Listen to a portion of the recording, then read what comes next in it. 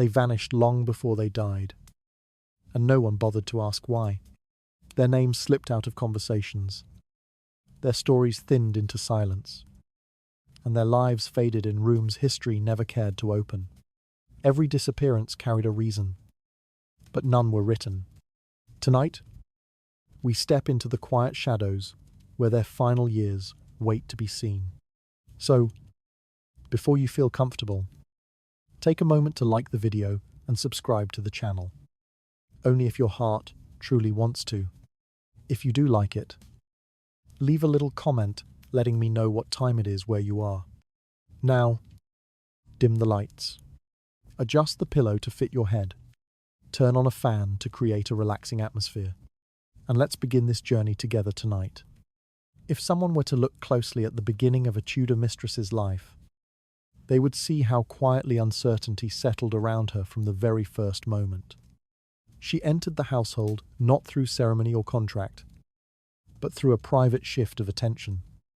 Small, almost invisible, yet strong enough to change her days entirely.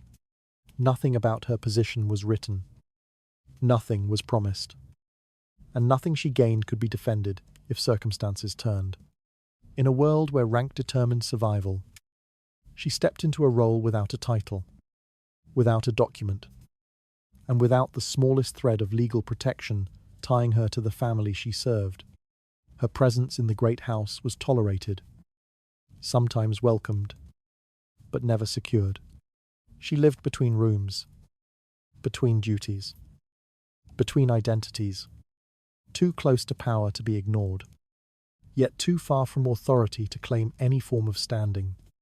A wife entered a marriage, blessed by alliances, dowries, and written agreements. A noble daughter carried her lineage like a shield. But the mistress carried nothing, except the hope that favour would last long enough to give her stability. Behind the doors of Tudor estates, stability rarely lasted. She had no legal marriage binding the man to her, no assurance that her place in his life would endure beyond passing desire.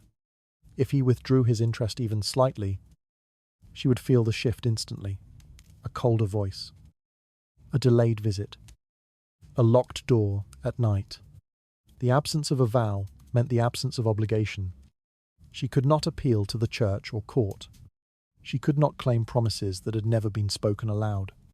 Her position existed only as long as he wanted it to, and that truth shaped every day she lived inside the household walls. Inheritance was another boundary she could not cross. Property, lamb, clothing, jewelry. These followed bloodlines and legitimate heirs. Even if gifts were given, they were often temporary and could be reclaimed by the man, the family, or the law. If a child were born, the situation would grow even more fragile. A legitimate wife had family councils, contracts, and long-established customs to defend her rights. A mistress had nothing. Her child, if acknowledged, was sometimes given a small allowance or a place in a distant household. But more often, the child became another quiet complication the family preferred not to discuss. Without formal recognition, both mother and child stood outside the shield of inheritance and belonged nowhere fully. Even her place within the family structure remained undefined. Servants knew she held more influence than they did, yet they also knew she had no authority. The noble relatives saw her as temporary, decorative, or inconvenient, depending on the week. She hovered in the margins of meals, events, and conversations, welcome only when desired. The rest of the time, she was expected to make herself invisible. Without an official role, she could not demand respect. Without a title, she could not expect loyalty. Without formal status, she had no right to remain in the household once she ceased to be useful. This absence of protection shaped her behavior in ways the household rarely noticed. She learned to read subtle mood changes. She learned to anticipate shifts in affection. She learned to maintain silence even when silence worked against her. Survival depended on sensing danger before it reached her. Yet danger often came disguised as kindness. A smile could signal comfort or dismissal. A gift could mark affection or a warning that her usefulness was fading. A sudden change in the wife's posture could reveal that whispers had begun circulating. Everything meant something, and she had to interpret it before anyone else did. Those around her rarely understood the precariousness of her days. To outsiders, she seemed lucky, well-dressed, well-fed, close to influence. But beneath that appearance was the knowledge that she could be dismissed at any moment. Her room could be reassigned. Her possessions could be taken. Her presence could be declared improper. And without a contract, she could not challenge any of it. Her life depended entirely on another person's shifting desires, which made each morning an exercise in uncertainty. The truth beneath her early years was simple. She lived in a space that refused to claim her. She entered every hallway as if it might close behind her. She accepted kindness, knowing it could harden without warning. She let herself be seen only when being seen was safe. Everything she possessed, attention, comfort, and small privileges, was temporary. She knew it. The household knew it. The only thing left unspoken was how quickly that truth could crush her if circumstances changed. And still, she remained, not because the position offered security, but because it offered possibility.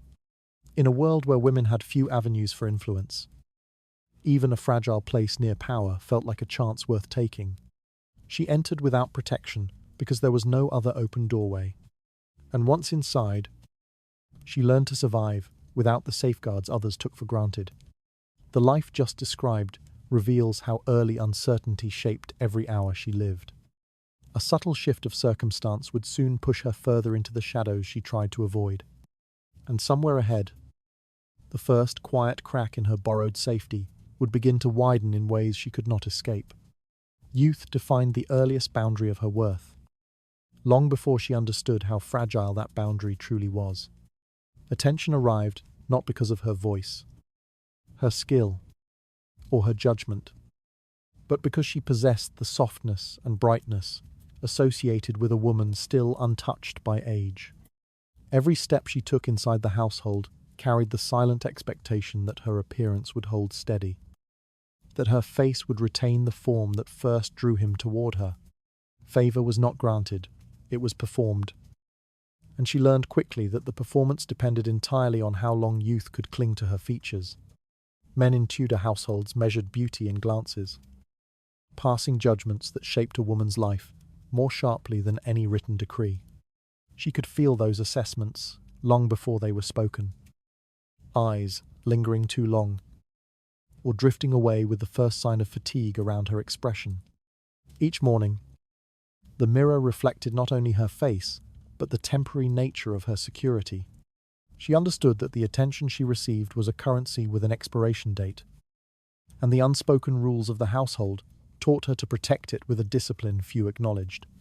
She was valued for the novelty she represented, for the contrast she offered against the responsibilities and expectations placed upon the legal wife.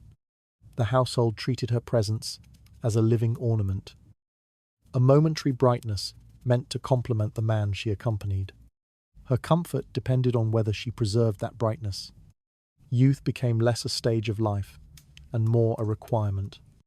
Anything that threatened it, a sleepless night, a season of stress, a single line forming near the eye, felt like a warning. She knew how quickly a woman's significance could be replaced by another face carrying the promise of earlier years.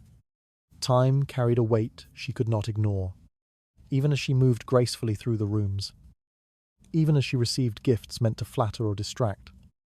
She sensed the quiet countdown beneath it all. A mistress was welcomed as long as she appeared youthful, desirable, and unmarked by worry. But the life surrounding her was full of worry. Rumors drifted, rivalries sharpened. Servants observed every detail. The wife watched with controlled restraint, and through it all, she tried to hold herself steady, knowing that the slightest change in her appearance might alter her position entirely. A young woman near power did not age naturally. She aged under scrutiny.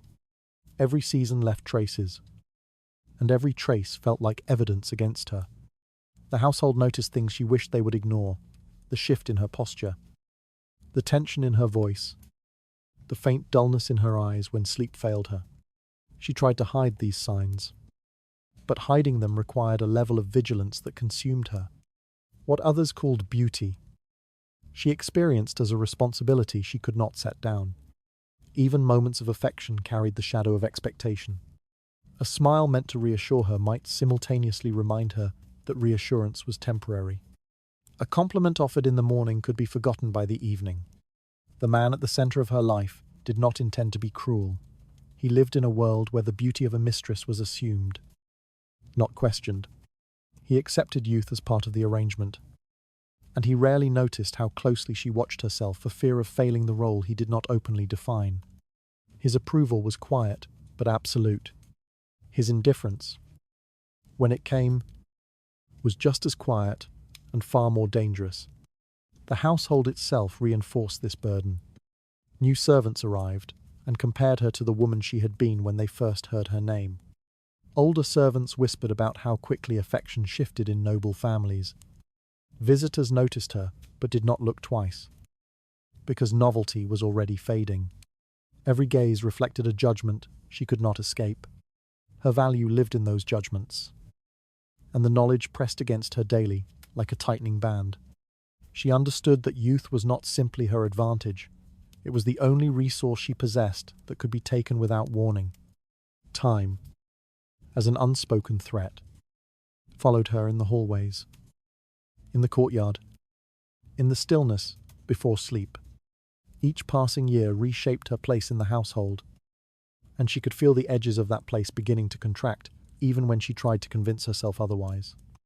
The decline had not yet begun, but the anticipation of it existed in every corner of her life. Other women before her had lived through the same cycle. Their names, once whispered with fascination, disappeared the moment another woman entered the household, with fresher features and more lively expressions. She knew the pattern, even if she tried not to dwell on it. Youth opened the door, but time waited just behind it, ready to close that door without hesitation. She lived with the knowledge that she could not outrun what was coming, only postpone it through careful presentation and relentless self-control. Her story so far reveals how dependence on youthful allure shaped every moment around her. A deeper shift would soon alter the balance between visibility and disappearance.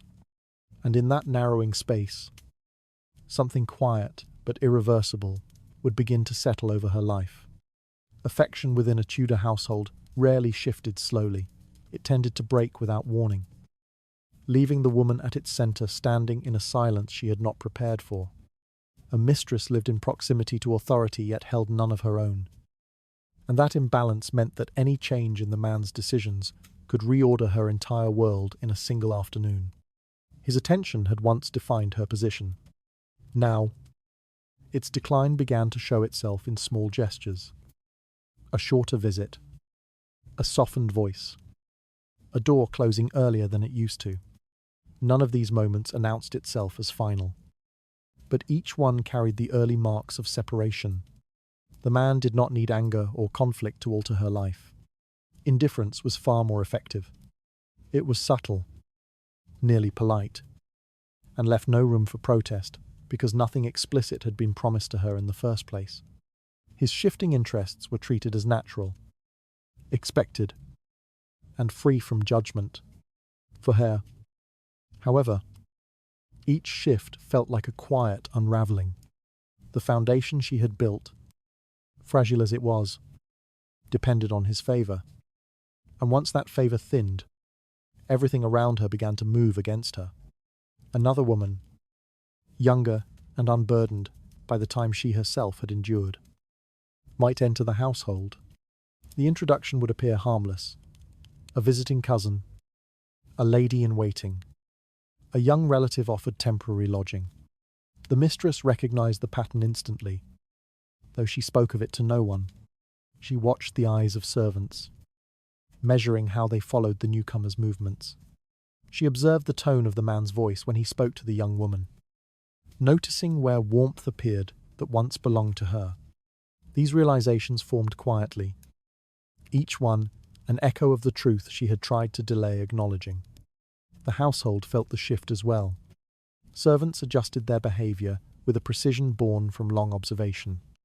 They carried messages more slowly. They showed the newcomer greater attentiveness. They deferred to the wife more openly, as though anticipating a future in which the mistress no longer held even the limited presence she once had. No one told her openly that her place was weakening. They did not need to. The rhythm of daily life communicated it more clearly than words.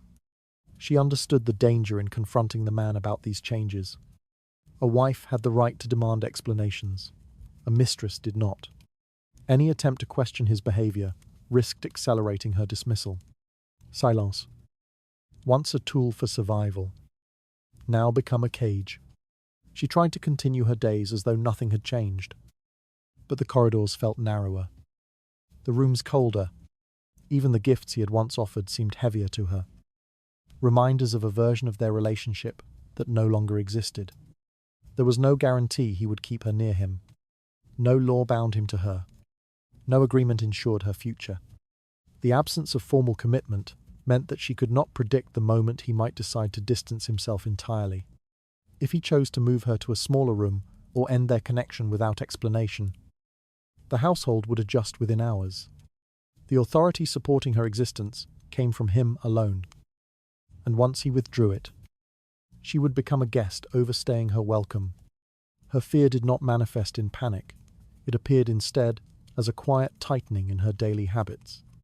She woke earlier, prepared herself more carefully, and moved with greater attention to every detail that might restore his notice.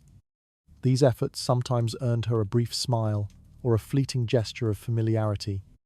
Yet behind those gestures, she sensed a profound truth.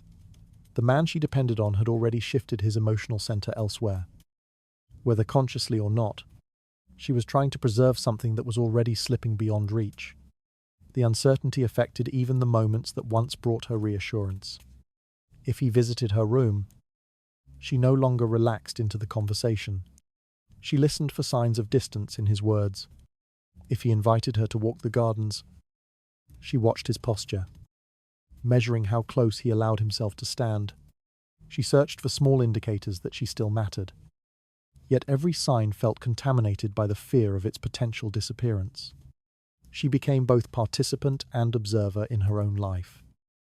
Watching the line between presence and absence grow thinner, there was no future she could prepare for with confidence.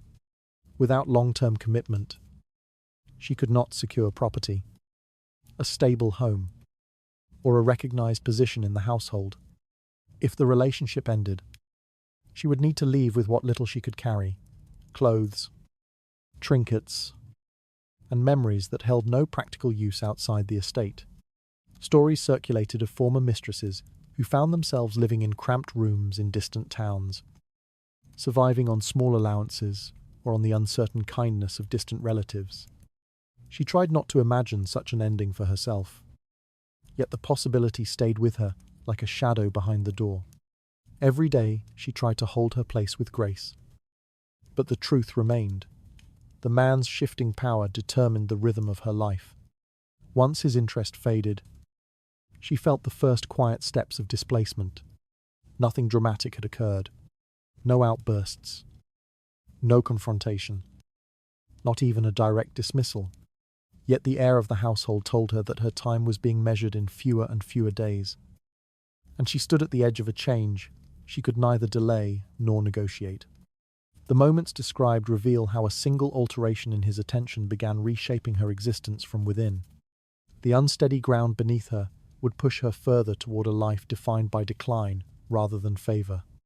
In that widening quiet, something heavier than uncertainty waited to reveal itself. Beauty had always stood silently beside her, acting as both shield and currency. Yet, it was the one possession she could not protect from the slow, steady passage of time. The first hints of change were nearly invisible to others. a faint line at the corner of her mouth, a softer curve beneath her eyes. But she recognized them instantly. There were signs that her foundation, already fragile, had begun to crack. Youth had allowed her to defy the rigid structure of the household. Age began to expose how thin that defiance had always been. No title supported her place. No dowry ensured her security. She lived in rooms that did not belong to her, wore clothing selected at another's discretion, and ate meals provided by a household that viewed her presence as conditional. The moment her appearance shifted, however, slightly, she felt those conditions tightening. A mistress without youth was an inconvenience, a reminder of the temporary nature of desire. She understood that the household had space for only one version of her, the version who once arrived with brightness, still untouched by worry. The tension around her began to cool. It was not deliberate cruelty. It was the natural consequence of living in a world where a woman's worth was measured visually before anything else. Servants, who once hurried to accommodate her, now acted with a measured neutrality. Courtiers who greeted her with subtle admiration began offering polite but distant nods. Even the wife, who had long regarded her with strained tolerance, now seemed less threatened. Rivalry faded, not because hostility softened, but because the mistress no longer occupied the same symbolic position. She had shifted from a perceived challenge to a fading detail. The man at the center of her life responded with a gentleness that felt worse than disregard. He spoke to her kindly, but kindness from him meant detachment, not affection. His visits became shorter, marked by absence rather than presence. He noticed changes in her appearance, but he did not speak of them. Silence expressed his recognition more clearly than words. She sensed that he had begun preparing for a life in which she no longer played a meaningful part. She could not ask him to remain, nor did she expect him to explain what she already understood. Her appearance, once a quiet advantage, now marked the beginning of her displacement. She attempted to hide the signs, adjusting her hair to conceal thinning strands, avoiding the harsh morning light that exposed the tiredness around her eyes. But concealment only postponed the inevitable. Time accumulated in her reflection, tracing itself across her features with an honesty she could no longer deny. The effort to maintain her former image demanded constant vigilance, yet the more she tried to preserve it, the more the strain revealed itself. She possessed no property, no income, no document binding her to the life she had been living. Every physical object around her, from the fabric of her gown to the jewelry resting at her throat, could be reclaimed by the household without justification. A mistress with beauty was momentarily valued. A mistress without beauty lacked the singular trait that once compensated for her lack of status. In a world where women derived protection from titles or lineage, she had neither. Her decline occurred quietly because she lacked the authority to make it visible. The absence of obligations toward her sharpened this decline. No one in the household was required to ensure her comfort, her shelter, or her survival. These responsibilities had always belonged to the man who once desired her. Yet desire faded long before duty could form. Without a formal commitment, he had no reason to safeguard her future. His life would continue without noticeable alteration if she disappeared from the estate entirely. The knowledge of how easily she could be removed pressed against her with increasing heaviness.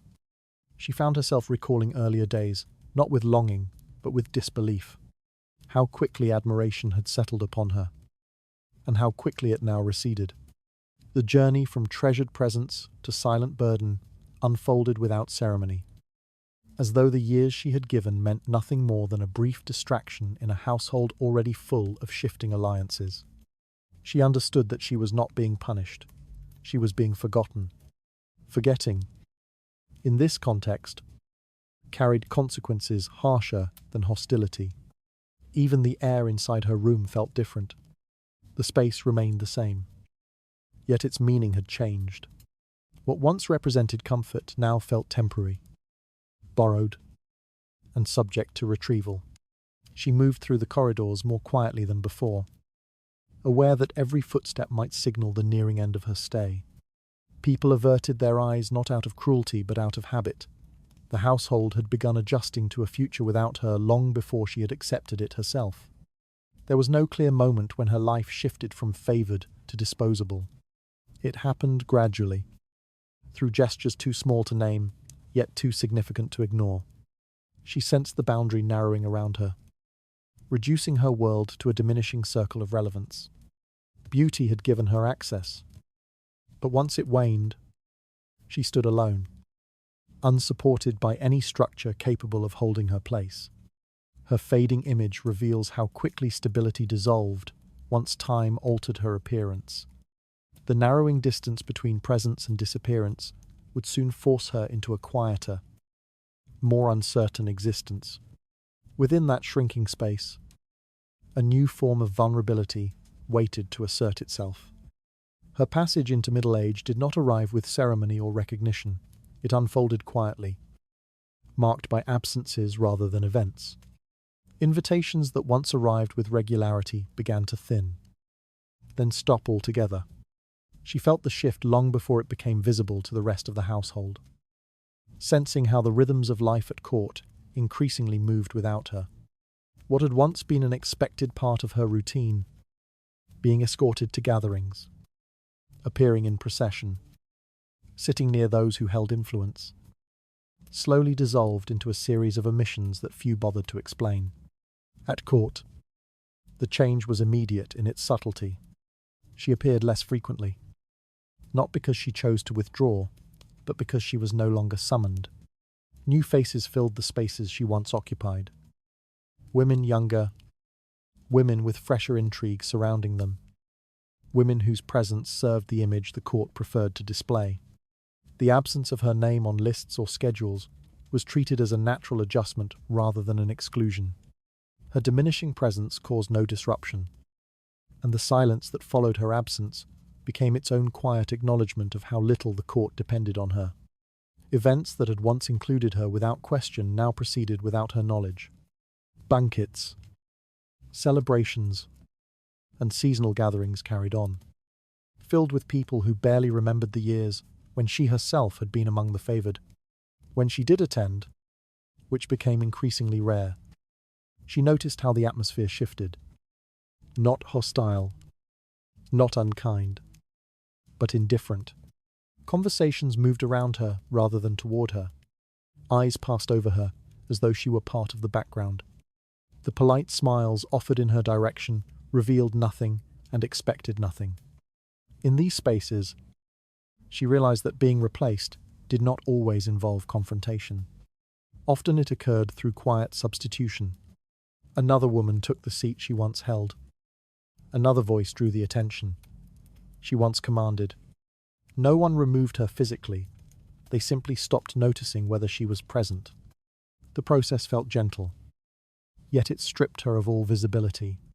She became someone whose presence no longer registered, whose absence no longer required explanation.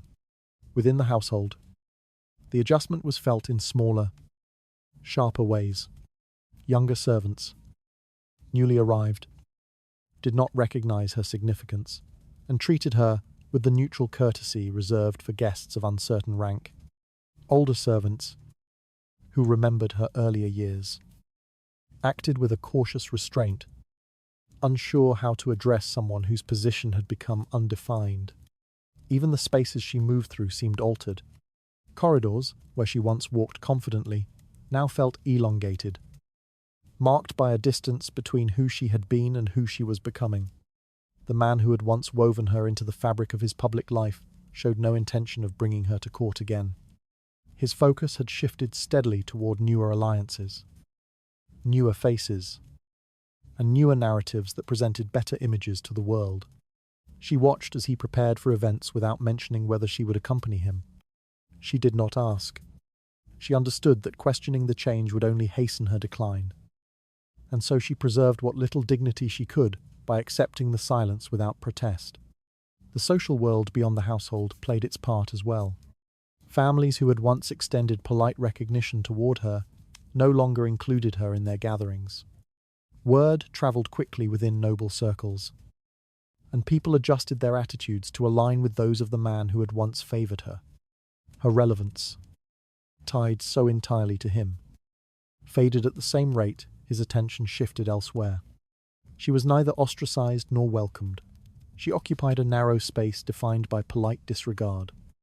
With each passing month, the boundaries of her life constricted. She found herself spending more hours in rooms away from central activity. Filling time with tasks meant to distract her from the growing emptiness around her. She attempted to maintain the routines she once followed, but routines required purpose, and hers had been shaped by the visibility she no longer possessed. Middle age did not bring newfound clarity. It brought an expanding awareness of how invisible she had become. Silence settled over her days almost imperceptibly. It was not a dramatic silence, but a steady, thinning quiet that hollowed out the spaces she used to occupy.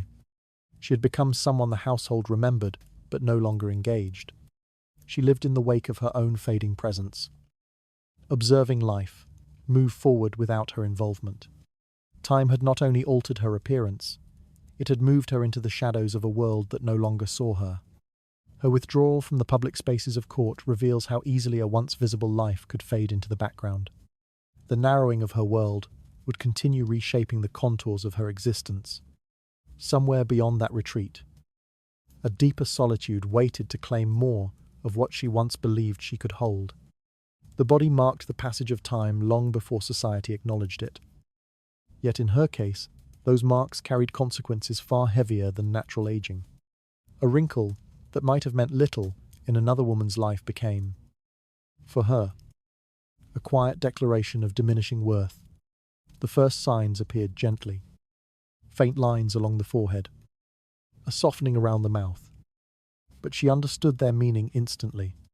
In a world that prized youth above all else, these changes were treated as failures rather than inevitabilities. They revealed what she feared most, that her body no longer served the role the household expected from her. She noticed the shift in perception through the glances of others. Servants who had once looked at her with subtle admiration now looked past her. Younger women observed her with a mixture of curiosity and caution, as though studying the future they hoped to avoid. Even the man who once reached for her with ease began to hesitate. Not out of cruelty, but out of a quiet discomfort he never acknowledged. His eyes lingered on the places where time had settled, and those moments, all brief, unspoken, made her aware of how swiftly affection could change shape. Her health, once steady, began to falter in ways she had not anticipated. Fatigue settled into her limbs more often. Aches clung to her shoulders after long hours. Small illnesses lasted longer than they once did. Yet she had no formal support to manage these changes. A legal wife received attention from physicians, midwives, and servants trained to monitor her condition. A mistress had none of this. If she felt unwell, she bore it in silence. If she grew weak, she concealed it. Admitting vulnerability risked revealing that she no longer met the expectations placed upon her. There were days when she felt her body resisting the pace of the household. Days when climbing a staircase tightened her breath, or when standing too long at gatherings sent pain through her back. But she pushed through because there was no alternative. Rest was not an option afforded to her. Illness did not grant her consideration. To step back, even briefly, meant allowing others to see the widening distance between who she had been and who she was becoming. She understood the danger in that visibility. A mistress whose health declined was often viewed as a burden, someone requiring attention that the household had no obligation to provide. She sensed the quiet evaluations around her, whether she still carried the lightness expected of her, whether she moved with the same grace, whether her body suggested resilience or decline. These judgments were not spoken, yet they shaped the way people interacted with her. A slight stiffness in her posture, or a slow turn of the head, became evidence in the silent case being built against her continued presence. Aging in a society that worshipped youth meant negotiating a form of erasure. As her body changed, The world around her behaved as though she were stepping backward. Losing ground she once held effortlessly. She noticed how conversations shifted away from her, how laughter seemed to pass her by, how opportunities to join activities diminished without explanation. Not only was she aging, but she was also aging in a space that punished the process. Her reflection became a sight of both truth and sorrow. She stood before the mirror each morning, assessing what time had altered overnight. The face that once guaranteed her a place beside the man now revealed its fragility. She traced the lines with careful fingers, not out of vanity, but out of recognition. Those marks represented the years she had spent navigating a life built on temporary acceptance. They were the proof of what she had endured. Yet they also signaled what society would no longer allow her to be. The absence of medical support amplified her vulnerability. She treated her ailments with household remedies, whispered advice from older servants, or luck. When pain lingered, she endured it quietly. When strength waned, she pretended otherwise. A wife could summon assistance with a gesture. A mistress waited for discomfort to pass on its own. The household offered sympathy only when sympathy cost nothing. Illness, for her, was a private burden. As her body weakened, so did her hold on the life she had once known. She could not compete with the youth replacing her, nor could she rely on the compassion of those who had never viewed her position as legitimate. Her aging body served as a quiet reminder that she belonged to no structure prepared to protect her. Without youth, her claim to space within the estate became increasingly difficult to justify. She remained present, but the world around her had already begun to move beyond her. Her declining health reveals how aging has become another form of displacement within the household. The narrowing support around her would soon force her toward even harsher realities. Beyond this physical decline, an even deeper insecurity waited to reshape her remaining years. Her place within the household had always been uncertain, but the true extent of that uncertainty became unmistakable when she measured her life against the laws that governed Tudor society. Nothing in the legal framework acknowledged her position. She existed in a space shaped by private desire rather than public legitimacy, and because of that, she possessed no formal rights. If the man decided to withdraw support, the law would not intervene on her behalf. Without a recognized union or binding agreement, she could not demand sustenance, shelter, or stability. Her future depended entirely on decisions she did not control. The absence of legal protection meant that every comfort she received was conditional. A wife could appeal to her family or to established customs if she faced abandonment. She had marriage contracts, dowries, and alliances to lean upon. A mistress had none of these. She lived inside a structure built on shifting preference. And the moment that preference changed, she could lose everything without recourse. This knowledge accompanied her through each day, pressing against her choices and shaping how she spoke, moved, and behaved. Her life depended on maintaining goodwill, because goodwill was the closest thing to authority she would ever possess. Material security offered no real reassurance. Any possessions she held, clothing, jewelry, and furnishings, were not protected by law. They could be reclaimed by the household the instant someone deemed them inappropriate for her to keep. Even gifts intended to flatter her carried the risk of being taken back, reframed as property belonging to the man or the estate. She could not build wealth of her own, nor could she claim inheritance. Everything she touched belonged to someone else, and she lived with the awareness that her grasp on those objects was temporary at best. When the man spoke kindly to her, or offered her small tokens of appreciation, she tried to take comfort in these gestures, yet she knew they held no lasting meaning. Affection did not translate into obligation. If he tired of her presence, the same hands that once offered generosity could remove it without hesitation. There was no written record, no agreement, no publicly recognized bond, requiring him to ensure her well-being beyond the moment his attention rested on her. The boundary between cherished companion and dismissed woman was thin enough to be crossed in a single day. Her dependence on his goodwill extended far beyond material objects. Housing, food, and safety all relied on his continued desire to keep her near. She could not appeal to the courts for protection. She could not insist upon being housed or fed if he decided otherwise. The law would view her as someone occupying a place never meant to belong to her permanently. Because of that, her survival required constant vigilance. She learned to interpret subtle changes in his tone, to anticipate shifts in his mood, and to adjust her behavior accordingly.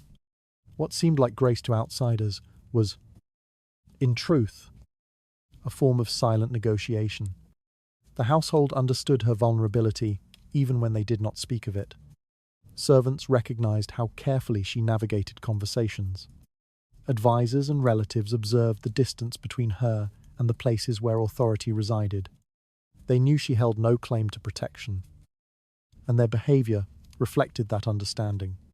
Some treated her with cautious politeness, while others regarded her with indifference. Each person was aware that her situation depended not on law but on favor, and favor was easily withdrawn. Living under such conditions shaped her relationship with time. She could not plan for the future in any meaningful sense, because the future was not hers to shape. She could not secure land, establish a household of her own, or arrange for children's well-being through legal means. Even the idea of long-term stability felt almost imaginary. Other women measured their lives according to seasons, contracts, and alliances. She measured hers according to moods, impulses, and the unpredictable nature of another person's decisions. Her existence became a continuous balancing act, remaining present without becoming burdensome, visible without appearing ambitious, grateful without drawing suspicion. She knew that one misstep could alter her circumstances irrevocably. The lack of legal standing transformed every gesture into something delicate. Asking for help could be perceived as overreach. Expressing need might be seen as ingratitude. Silence, patience, and restraint served as her primary forms of self-preservation. There were nights when she lay awake, aware that the walls around her did not belong to her, and that no authority stood between her and whatever fate the household decided. This reliance on individual benevolence, rather than any structured protection, turned her life into something precarious and easily disrupted. She existed in the shadow of privilege without possessing any of its safeguards. Her fragile position reveals how life without legal standing demanded constant negotiation for survival. Each passing day deepened the uncertainty surrounding her future. Within that growing insecurity, the next threat would emerge from places she once believed were safe. The first signs of erasure did not arrive loudly. They slipped into her life through small omissions that few would have noticed. A servant speaking of household affairs no longer mentioned her. A courtier, who once greeted her by name, now offered only a polite nod, as if unsure whether acknowledgement was still appropriate. She realized, slowly, that she was no longer referred to in conversations that once revolved around her presence. The shift from being spoken of to being spoken around marked the beginning of her disappearance from the social world she had lived in for so many years. She had once been considered a favored figure within the private corridors of the household, a woman whose presence carried unspoken influence, whose name circulated with quiet fascination. Now, when people discussed events she had attended, they did so without including her. It was as though she had been present only in spirit, a silhouette unworthy of detail. She felt her identity slipping into the past tense, even while she remained physically within the estate walls. She had not yet left. Yet people behaved as though her departure was already behind her. The transformation became clearer when she realized how the household documentation treated her. Her name never appeared in official records, for she had never belonged to the family in any formal sense. But she noticed something more subtle. Even informal mentions began to vanish. Notes, schedules, and invitations, none of which included a reference to her. Servants scribbled updates about upcoming duties, and her existence was no longer part of those plans. The spaces where her name might once have appeared were now blank. The household had begun to forget her before she had even stepped away. In noble families, genealogies served as the backbone of legacy. These records traced alliances, inheritances, births, and deaths. She had always known her name would not be written into such documents. Yet the absence felt heavier now. She realized that she would not exist in the family's recorded memory. Not as a companion, not as a confidante, not even as a footnote. Her years with them, no matter how intertwined with their private lives, would leave no trace once she was gone. Lineage had no place for women like her, and history seldom acknowledged those who occupied temporary spaces. Even the man who once pulled her into his life now spoke in ways that inadvertently erased her. When discussing past seasons or occasions, he referred to moments she had shared with him, but omitted her presence. His memory rewrote events without acknowledging the role she played. He did not do this deliberately. It was a natural consequence of shifting affections and changing priorities. Still, each omission felt like a quiet dismissal of her significance. She became a shadow trailing behind his recollections.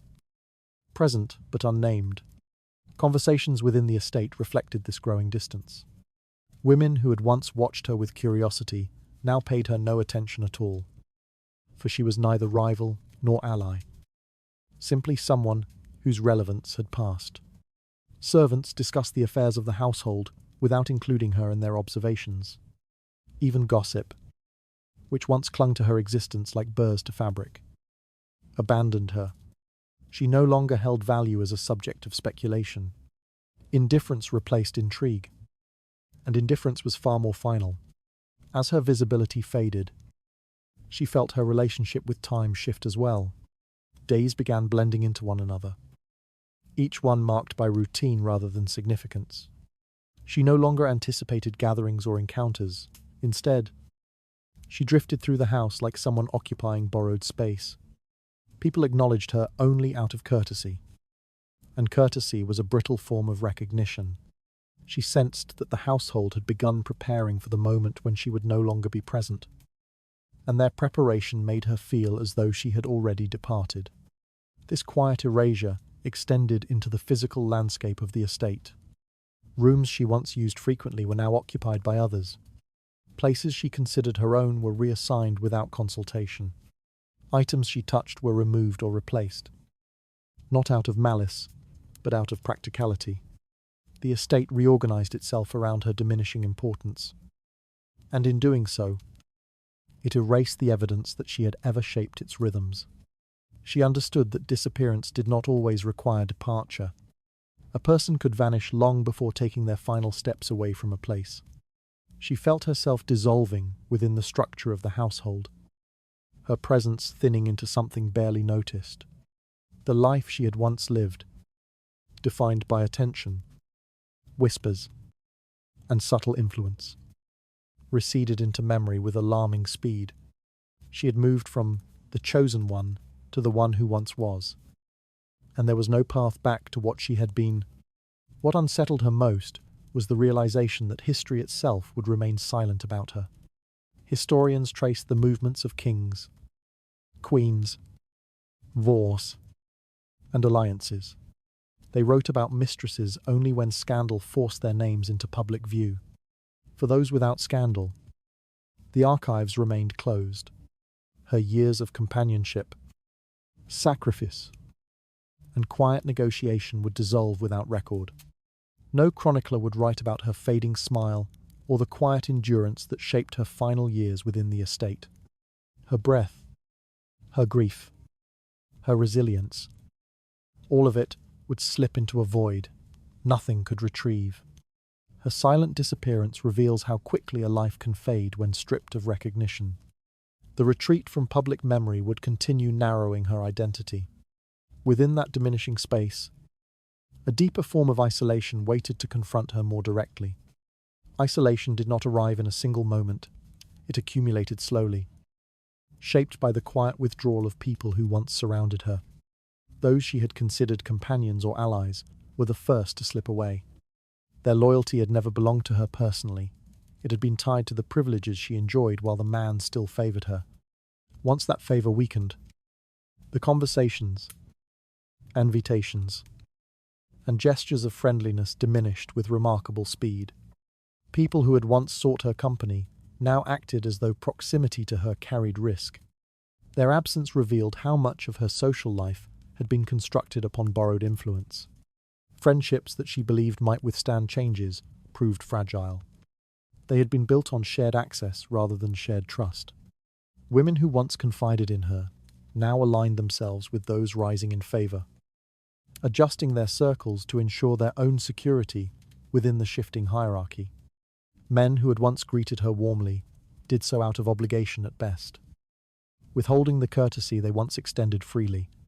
She watched these changes unfold without protest, understanding that her fading social value made her easier to step away from. Distance, once subtle, became decisive. The servants followed a similar pattern. Loyalty within a noble household rarely attached itself to individuals without status. Their allegiance belonged to the structure, not to those who temporarily occupied its margins. When she held influence, they had treated her with a careful attentiveness, aware that her words could shape their tasks or their standing. But once her position weakened, their behaviour shifted in ways that were small yet unmistakable. Instructions were carried out without the urgency they once applied, and their expressions held none of the deference they previously showed. They were neither rude nor hostile, they were simply aligned with the priorities of the estate, and she no longer stood among those priorities. The withdrawal of the servants affected her daily life more profoundly than she anticipated. Tasks that had once been completed seamlessly now required her attention. Requests she made were fulfilled more slowly or forgotten entirely. She found herself navigating the household without the network of small supports that had made its routines bearable. The loss of these gestures revealed how deeply she had relied on them, even when she had pretended otherwise. Their changed demeanour served as a quiet confirmation that she stood on the outside of the household's inner workings. Family members of the noble house responded with a sharper form of distancing. They had tolerated her presence as long as she served a purpose within the private life of the man who brought her into their world. But once her role diminished, they treated her with a neutrality that bordered on exclusion. Corridors that once opened for her now felt elongated and unwelcoming. She sensed that the family preferred her absence, even if they did not voice it openly. Their conversations shortened when she appeared, their glances turning guarded, as though they feared she might claim a position she no longer held authority to occupy. The symbolic closing of the aristocratic door became literal in its effects. She began to realize that she was no longer welcome in private gatherings or in formal discussions. Meals she once attended, without question, proceeded without her. Rooms where she was once permitted freely now required subtle permission. She recognized that the estate was preparing her for departure long before anyone issued a formal dismissal. The boundaries around her shifted with a quiet firmness that left little room for misunderstanding. Isolation pressed against her in the hours she spent alone. She moved through spaces that had once felt familiar, noticing how each one echoed with a growing distance between her past and present. Conversations happened around her, but not with her. Decisions affecting daily life were made without considering whether she should be informed. People acknowledged her politely but did not linger. She became a presence without influence, a figure tolerated but no longer integrated into the life of the estate. What unsettled her most was how naturally this isolation unfolded. No accusations were made. No conflicts erupted. No dramatic confrontation forced her into solitude. Instead, the world simply stepped away from her. She watched doors close, figuratively and literally, while understanding that she possessed no authority to reopen them. The estate was moving forward, and she no longer fit anywhere within its evolving shape. Her days shortened into quiet routines. Her evenings stretched into longer silences, and her nights carried the weight of a life slowly shrinking around her. Her widening isolation shows how quickly a life, once surrounded by people, could collapse into quiet distance.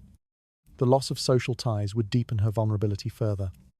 In the fading reach of her world, a new shift waited to unsettle whatever security remained. The contrast between her life and that of the legal wife grew clearer as her own circumstances weakened. The wife stood anchored within a network of family alliances, landholding ties, and long-standing obligations that existed long before marriage and would continue long after it. These connections formed a protective structure around her, ensuring that no shift in the household could dislodge her position. She moved through each day with the assurance that she belonged to the estate in a way no one questioned. Her identity was reinforced by tradition, recognized by law, and upheld by relatives prepared to intervene on her behalf if ever necessary. By comparison, the mistress lived without any of these safeguards. Her place depended entirely on the man's approval, rather than on an inherited structure. She had no lineage behind her to negotiate her value, no family council to defend her rights, no established alliances to preserve her standing. She entered the household alone and remained alone, even when surrounded by people, while the wife's role was reinforced by generations of expectations. The mistress's role survived only in the present moment, subject to alteration or termination at any time. This difference shaped the way both women navigated their lives. The wife held social permanence. She occupied her place publicly, with her name tied to property, ceremony, and the lineage of the family. Her presence at gatherings was expected. Her absence required explanation. When she spoke, she did so from a position recognized by the community and the law. Even if her marriage was strained or her influence limited, her role remained intact. People deferred to her because her authority was backed by systems older than anyone living in the estate.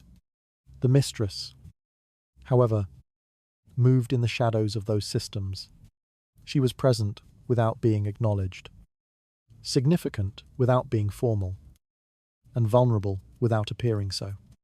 When her influence waned, people adjusted effortlessly, because nothing in the structure of the household depended on her. She was neither included in genealogies, nor granted ceremonial responsibilities.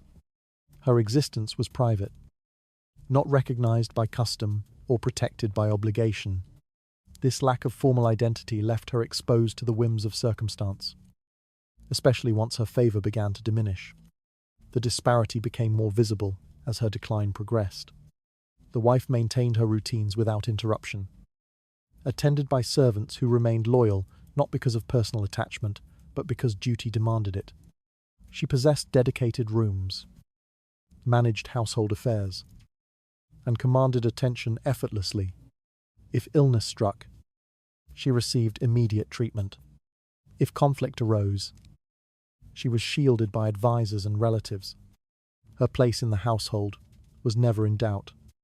No fluctuation in the husband's affections could strip her of her social standing. For the mistress, even the smallest setback had the potential to destabilize her entire life. A single moment of displeasure could lead to her marginalization. A period of illness might render her invisible.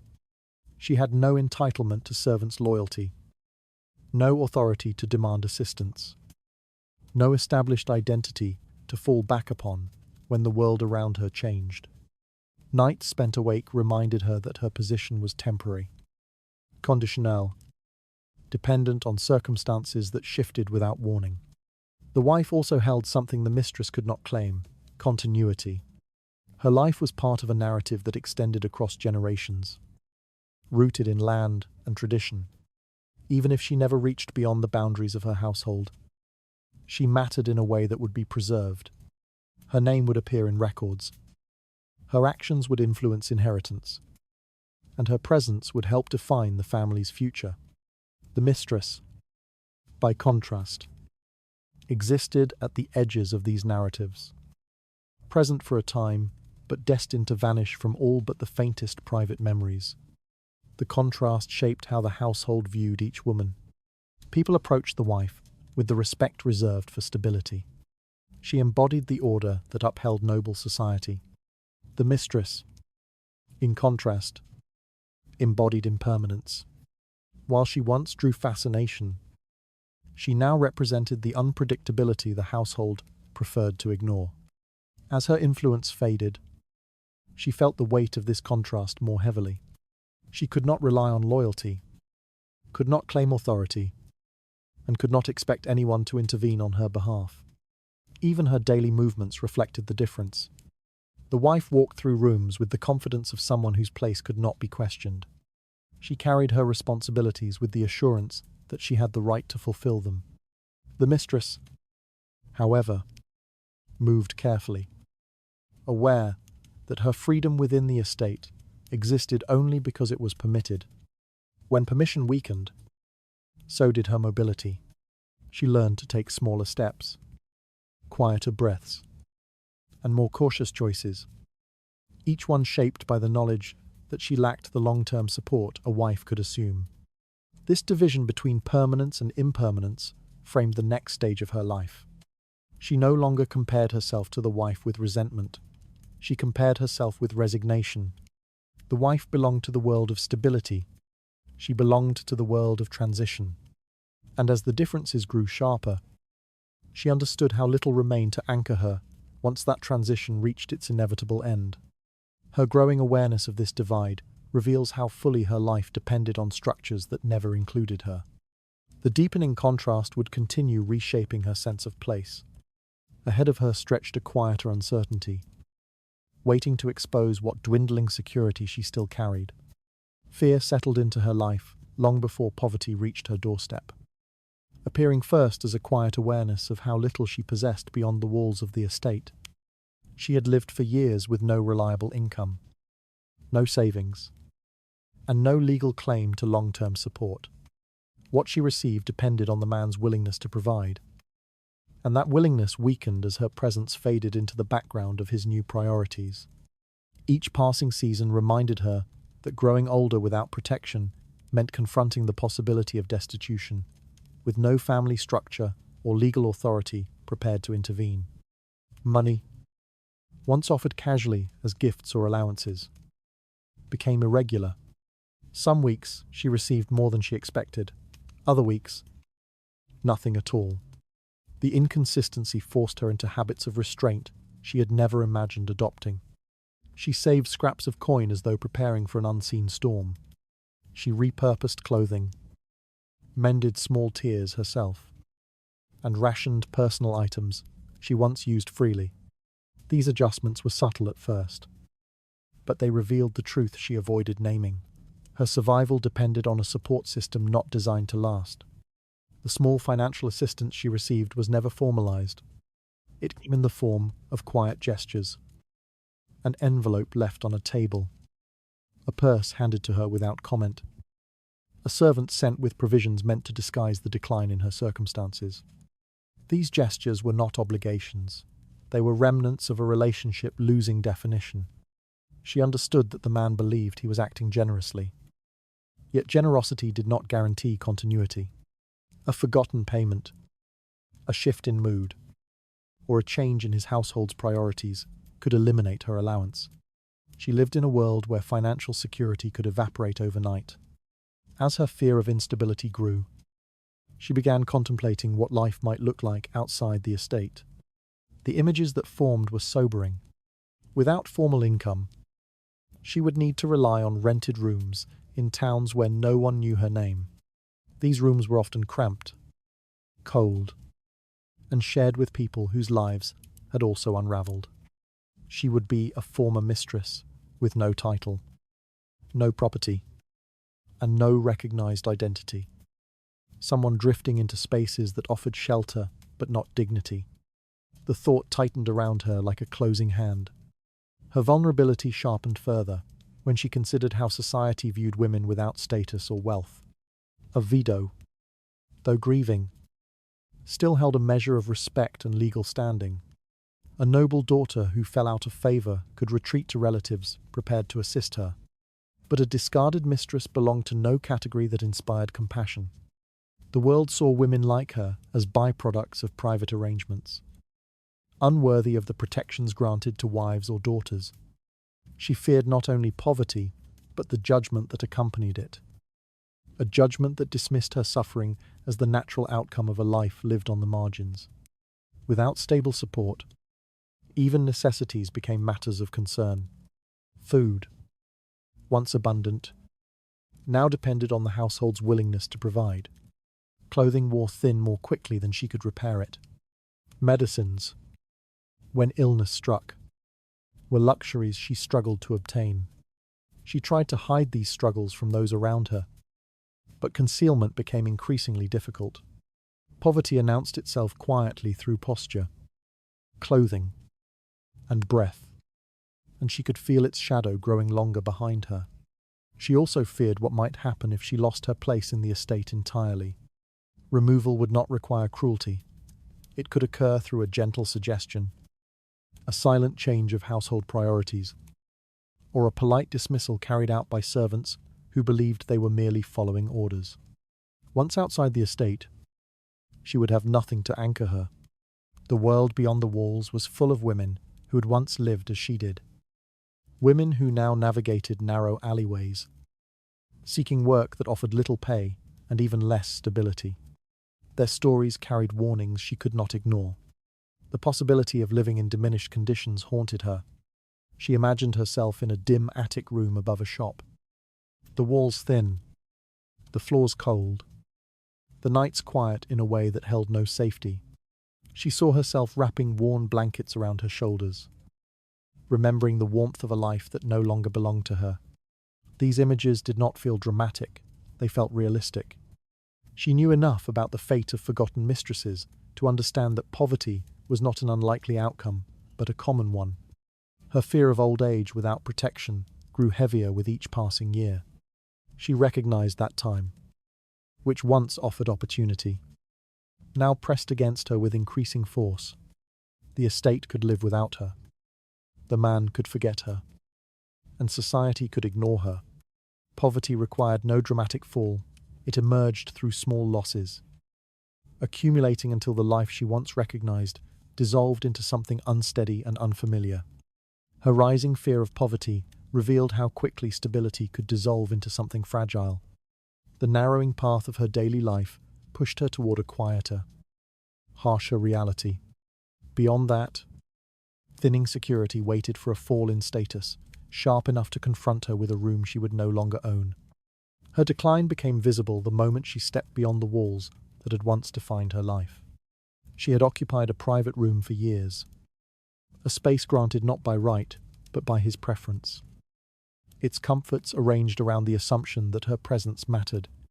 When that assumption faded, the room no longer belonged to her. The transition did not come through an argument or an announcement. It arrived through silence, through a slow cooling of attention, through a quiet request that she make arrangements elsewhere. She understood the meaning immediately. A woman without a title could lose her home without a single accusation spoken aloud. Leaving the estate meant shedding a layer of identity she had worn for so long that she once mistook it for permanence. Servants who used to open doors before she reached them now watched her with distant politeness, unsure whether to offer assistance or pretend they had not noticed her at all. The absence of hostility did not lessen the sting. Indifference could flatten a person more completely than anger. She gathered her belongings, reduced now to the few items she could truly claim as her own, and felt the weight of each object as a reminder of how little she possessed. The search for a room began in unfamiliar streets. She followed narrow alleys leading to modest houses. Listening to landlords quote prices she struggled to meet. These rooms differed sharply from the chamber she once occupied. The ceilings were low, the furniture sparse, the windows small enough that the light entering felt thin and hesitant. Nothing in these places acknowledged her former position. No embroidered cushions, no carved chairbacks, no polished floors. The simplicity unsettled her, not because she felt entitled to luxury, but because the change revealed how thoroughly her value had been tied to the man who no longer needed her. When she finally rented a room, she stood inside it for a long moment, unsure how to move within the space. The air smelled of old wood and damp linen. The mattress sagged slightly in the middle. A single basin sat on the table, chipped at the rim. These details would not have mattered to someone accustomed to modest living. But for her, they marked a rupture. The life she stepped into was not merely smaller, it demanded a new way of existing. Tasks once performed by servants now belonged to her hands alone. She washed her own garments, tended to her own fire, and fetched her own water. None of it was beneath her. Yet each act reminded her that she had been replaced, not only in affection but in environment. The social change cut even deeper. On the estate, people acknowledged her presence with nods, greetings, or deferential silence. Outside it, she walked through crowds unnoticed. The anonymity felt strange at first, then unsettling. No one recognized her. No one whispered her name. No one adjusted their posture when she entered a room. The absence of acknowledgement stripped away a part of her identity she had not realized she depended on. Once, men had lifted their heads when she passed. Now, market workers brushed past her without so much as a glance. Even the gestures of courtesy she had taken for granted vanished. Innkeepers spoke to her briskly. Merchants offered prices without negotiation, assuming she lacked the influence to object. Young servants in better households walked with an ease she no longer had. She noticed how the world responded differently to a woman without position, how quickly respect evaporated when unaccompanied by status. She felt herself shrinking in subtle ways, her confidence thinning like worn fabric. At night, in her rented room, she lay awake listening to sounds she had never heard inside the estate. Footsteps in the hallway, a door closing sharply, muffled arguments from the street, the wind pressing against loose shutters. These sounds formed a new rhythm, neither comforting nor threatening, simply foreign. They reminded her that she lived now among people who knew nothing of who she had been, people who had no reason to treat her as anything more than another renter trying to keep her place. Her new surroundings taught her that decline did not always appear as a catastrophe. Sometimes it arrived quietly, disguised as ordinary circumstances. A smaller space, a cooler greeting, a forgotten title. She realized that losing a private room meant losing more than comfort. It meant losing the illusions that once shielded her from the truth of her situation. Her reduced status revealed how completely her identity had depended on spaces she never owned. The fragile footing of her new life pressed her toward deeper questions she had avoided for years. A quieter shift waited ahead of her, one that would reach into the bond she feared might break forever. She had always known that her place in the household offered no guarantees for the child she bore. Yet the distance forming between them arrived with a cruelty she had not anticipated. The child, born outside the legitimacy of marriage, existed in a fragile category shaped by the preferences of powerful men rather than by any stable structure of rights. From the moment the child opened its eyes, control over the relationship rested less in her hands and more in the shifting interests of others. What began as a bond shaped by daily touch and constant presence gradually eroded into something supervised, regulated, and increasingly withheld. At first, the changes appeared mild enough that she tried to dismiss them. A servant stood a little closer during their visits. A nursemaid carried the child away more quickly than before. Her time with the infant was shortened by minutes that felt insignificant on the surface, but accumulated into a pattern she could not ignore. She sensed the subtle choreography of removal shaping itself around her. The household wished to define the child's future according to status and inheritance, and she, lacking both, became a variable they quietly minimized. Conversations about the child's upbringing no longer included her.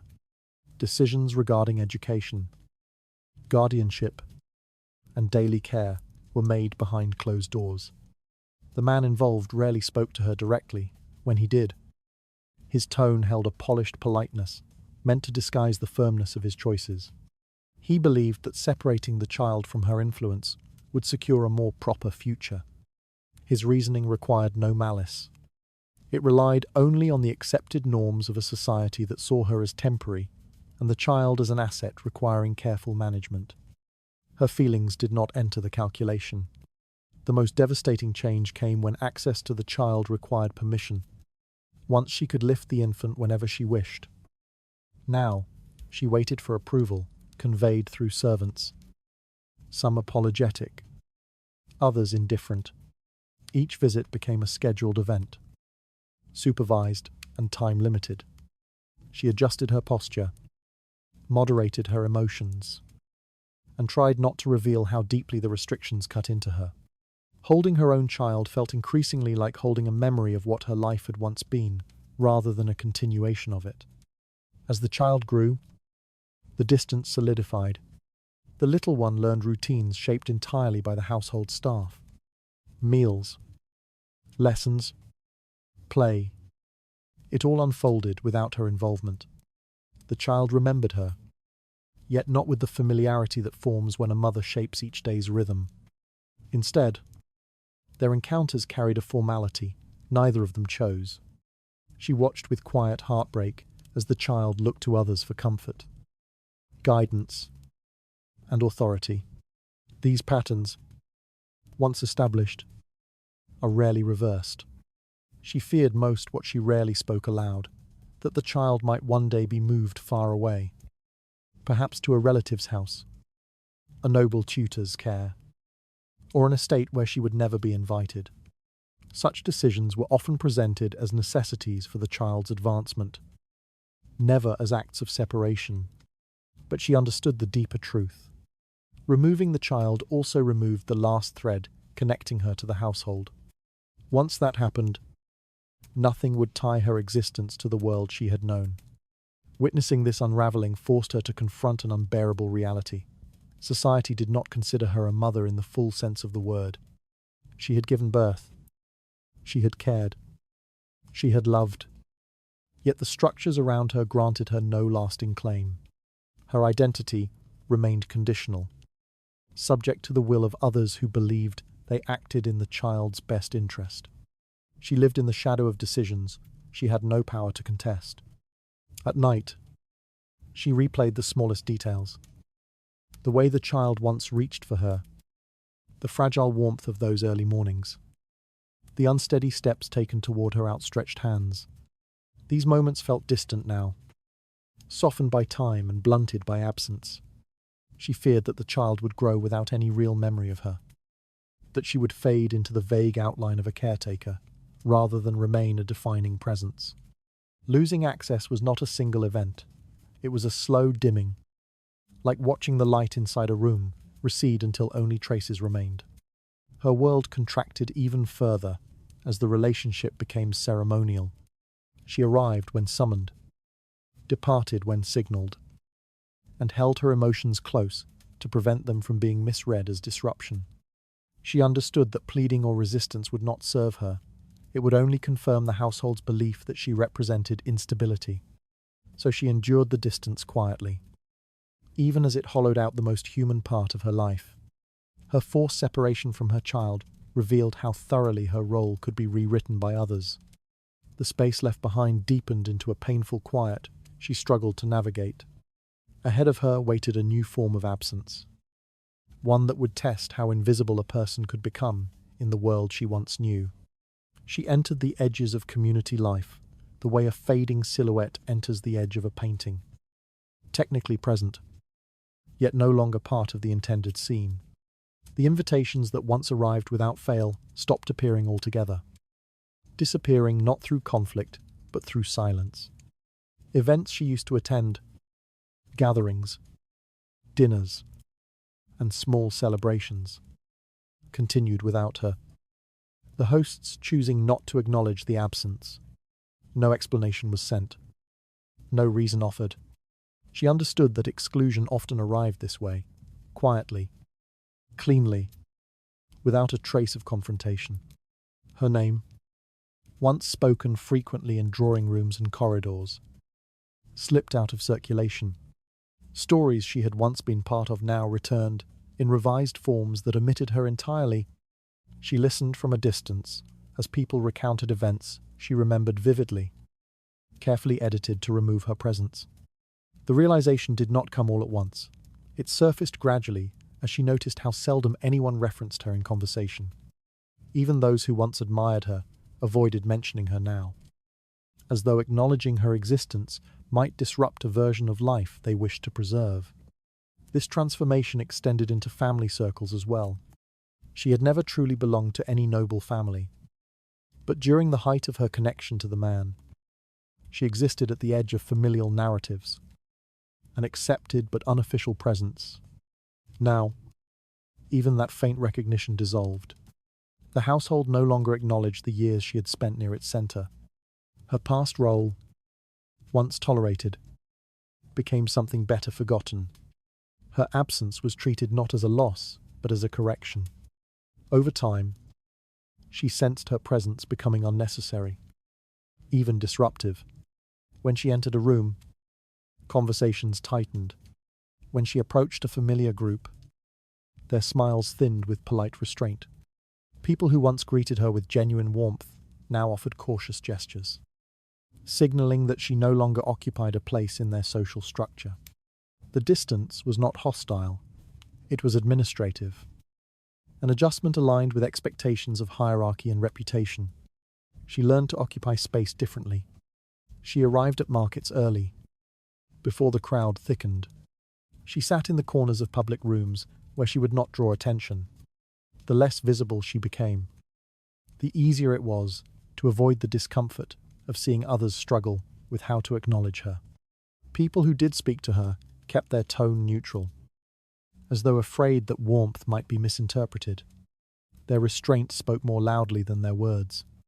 One of the most disorienting changes was the loss of casual recognition. A woman accustomed to nods, glances, and brief greetings found herself moving through public spaces unnoticed. Strangers passed by without slowing, unaware that she had once held influence, however fragile, in places they would never enter. Even those who knew her face reacted with a kind of selective memory, offering half smiles that suggested they could not decide whether acknowledging her was still appropriate. She also felt the weight of being excluded from private rituals, birthdays, name days, holiday gatherings, and events that had once given her the illusion of belonging. She heard of these moments only through second-hand chatter, a servant mentioning decorations, a vendor recalling a recent feast, a neighbor commenting on the music that traveled through open windows. Each overheard detail marked the contours of a world that continued moving without her presence. Her invisibility deepened further when she realized people no longer sought her opinions, not even on matters she once understood intimately. A woman without status had no authority in discussions about lineage, alliances, or household affairs. Her silence became expected. Her perspective, irrelevant. She found herself speaking less, not because she lacked thoughts, but because she sensed how little space existed for her voice. At home, the quiet became heavier. No visitors arrived. No notes were delivered. No one asked where she had been or wondered what she planned to do. She moved through her days with a steady rhythm shaped by chores, small errands, and long stretches of stillness. The isolation did not strike like a sudden blow. It settled gently, accumulating until it defined her life. She realized that invisibility did not require exile from the community. It only required the community to stop seeing her. In this new reality, she became a witness to her own disappearance. She watched as the version of herself that once lived beside powerful circles dissolved into something indistinct. Being forgotten did not hurt in a sharp, immediate way. It spread slowly, blurring the edges of her identity until she could no longer tell where her past ended and her present began. Her fading presence showed how easily a life could slip out of the social fabric once connections loosened. The isolation pressing around her grew heavier with every passing day. Waiting ahead was a quieter burden still, one carried deep inside the mind, long after the world stopped paying attention.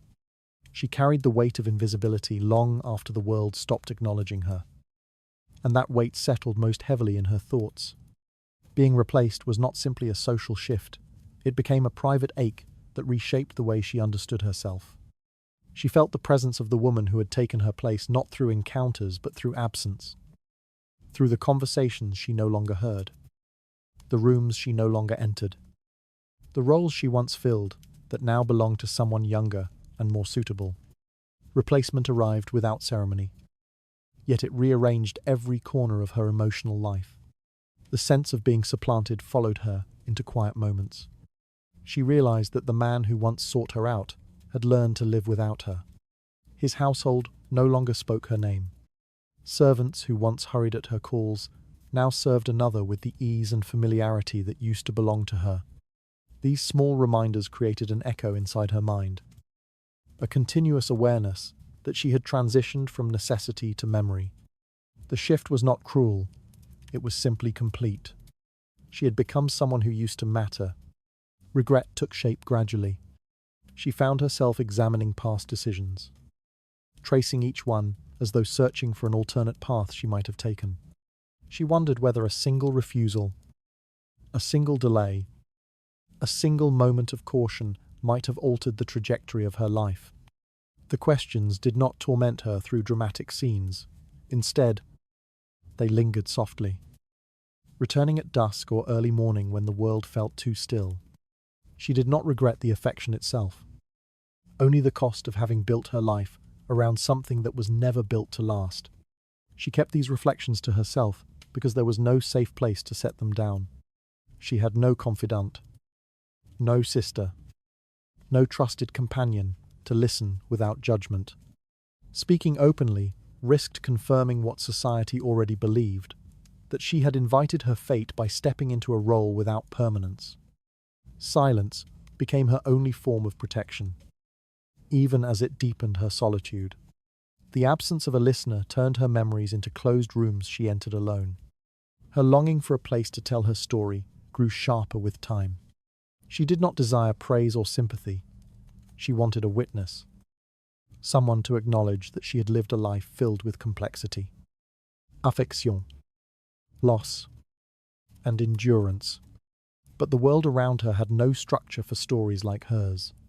History recorded alliances, marriages, heirs, disputes, and victories. It did not preserve the inner life of a woman whose presence was unofficial, whose influence was quiet, and whose decline required no documentation. She existed between social categories, and those in-between spaces rarely survived beyond their moment. Without that outlet, her thoughts looped inward. She replayed memories not because she wished to relive them, but because they were the only proof she possessed of her significance during those years. She held small details with painful clarity, the weight of a clasped hand, the warmth of a whisper, the brief assurance that she mattered. These moments, once sustaining, now felt like artifacts of a life she could no longer claim. They became her private archive, curated in silence. The sense of being forgotten did not announce itself dramatically. It arrived through a slow dulling of attention, fewer greetings, fewer glances, fewer moments where others acknowledged her presence. She felt herself drifting toward the edges of society, not pushed, but permitted to fade. Living with that awareness required a resilience she had never needed in her youth. The loneliness pressed against her like a second skin, reshaping the contours of her days.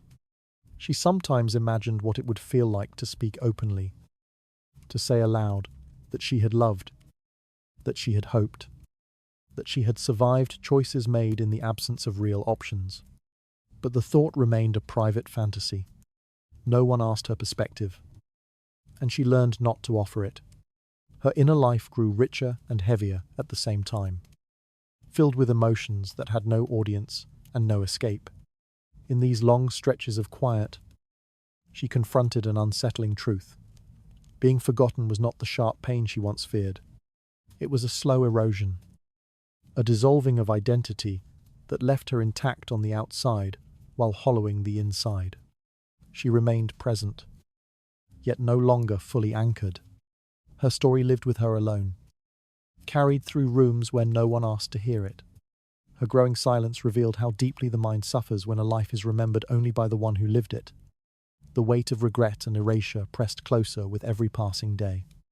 Ahead of her waited a loneliness shaped not by absence alone, but by the memories that refused to let her go. Her decline unfolded so quietly that even she struggled to identify when it truly began. There was no final scandal marking her departure from the world that once surrounded her. No confrontation that pushed her out. No dramatic shift that anyone could point to as the moment everything changed. Instead, her life thinned slowly, like fabric worn down by years of touch, losing strength, not through rupture, but through gradual fading. Silence became the element in which her final years existed. Soft enough to avoid notice, yet firm enough to erase her from the circles she once inhabited. People often imagined that a woman in her position would fall with spectacle. A public disgrace. A shouted accusation. A visible collapse. Nothing like that came for her. The absence of conflict made the decline more difficult to name, and perhaps more difficult to resist. Her life narrowed in increments too small to measure. A missed invitation here. A brief nod instead of a greeting there. A longer gap between familiar faces, acknowledging her presence. No moment seemed decisive on its own. Yet together, they formed a slow descent toward obscurity. Her household, once a world full of movement and sound, grew quieter as she moved through it. Servants no longer paused to ask after her needs. Their glances drifted past her as though she were a remnant rather than a resident. Even the man who once determined her place had no reason to announce her departure. He simply redirected his attention toward new responsibilities, new alliances, and new preferences. She faded from his daily routine without ceremony. That absence felt colder than anger would have been. At least anger acknowledged her impact. Outside her room, the community functioned with its usual rhythms. Festivities continued.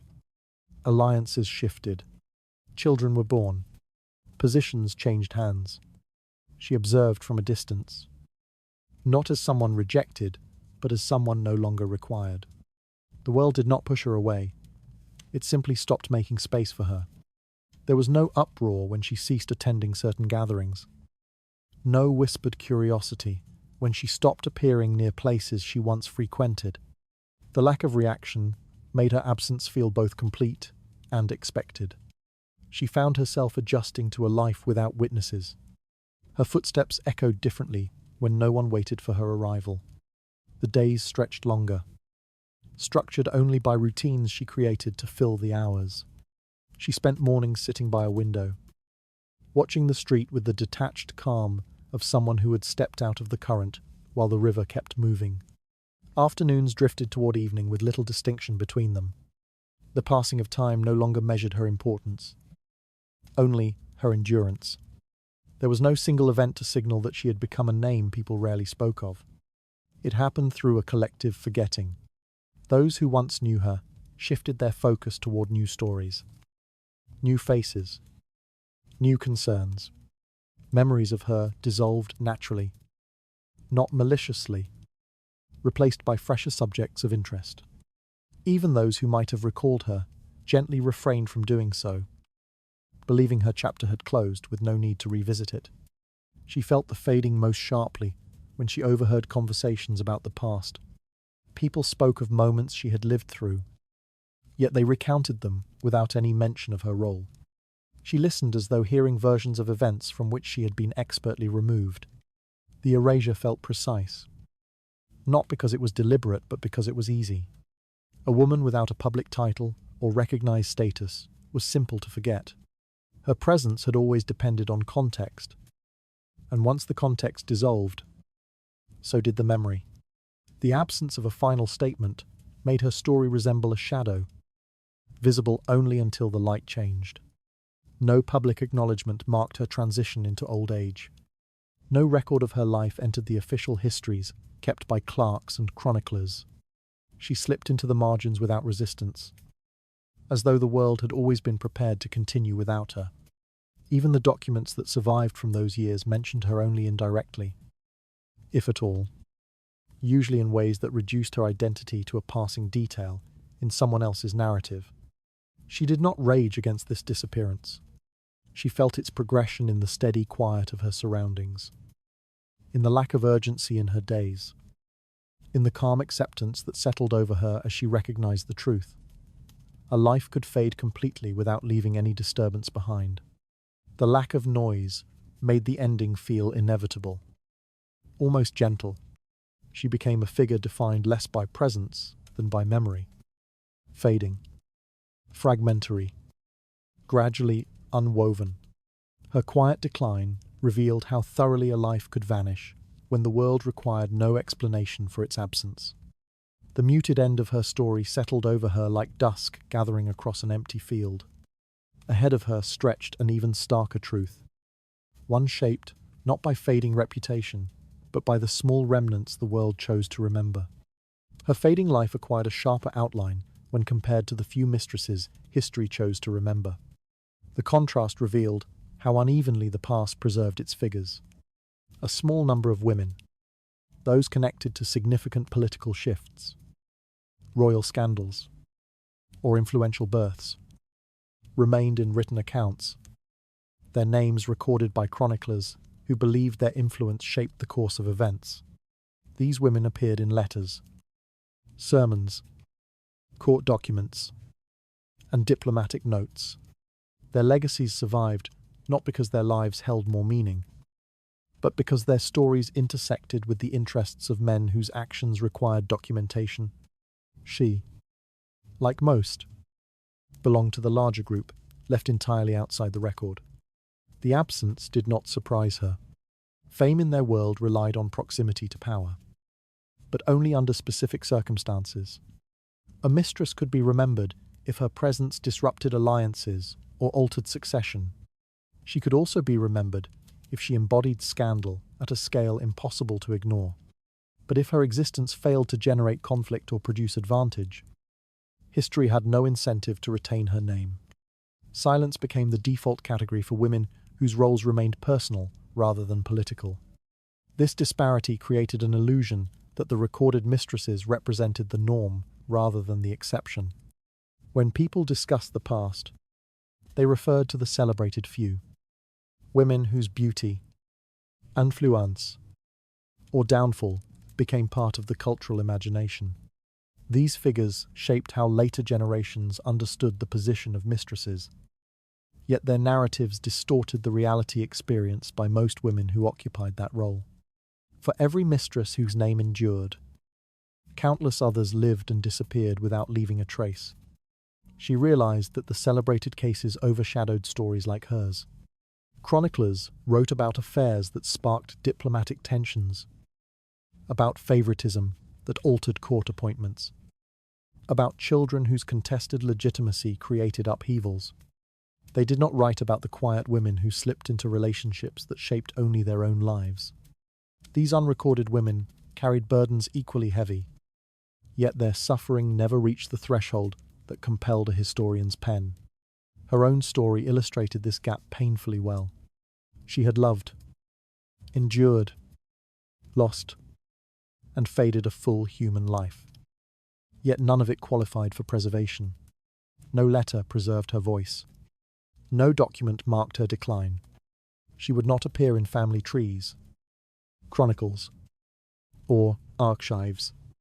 Her experiences existed only in memory, and memory was a fragile container.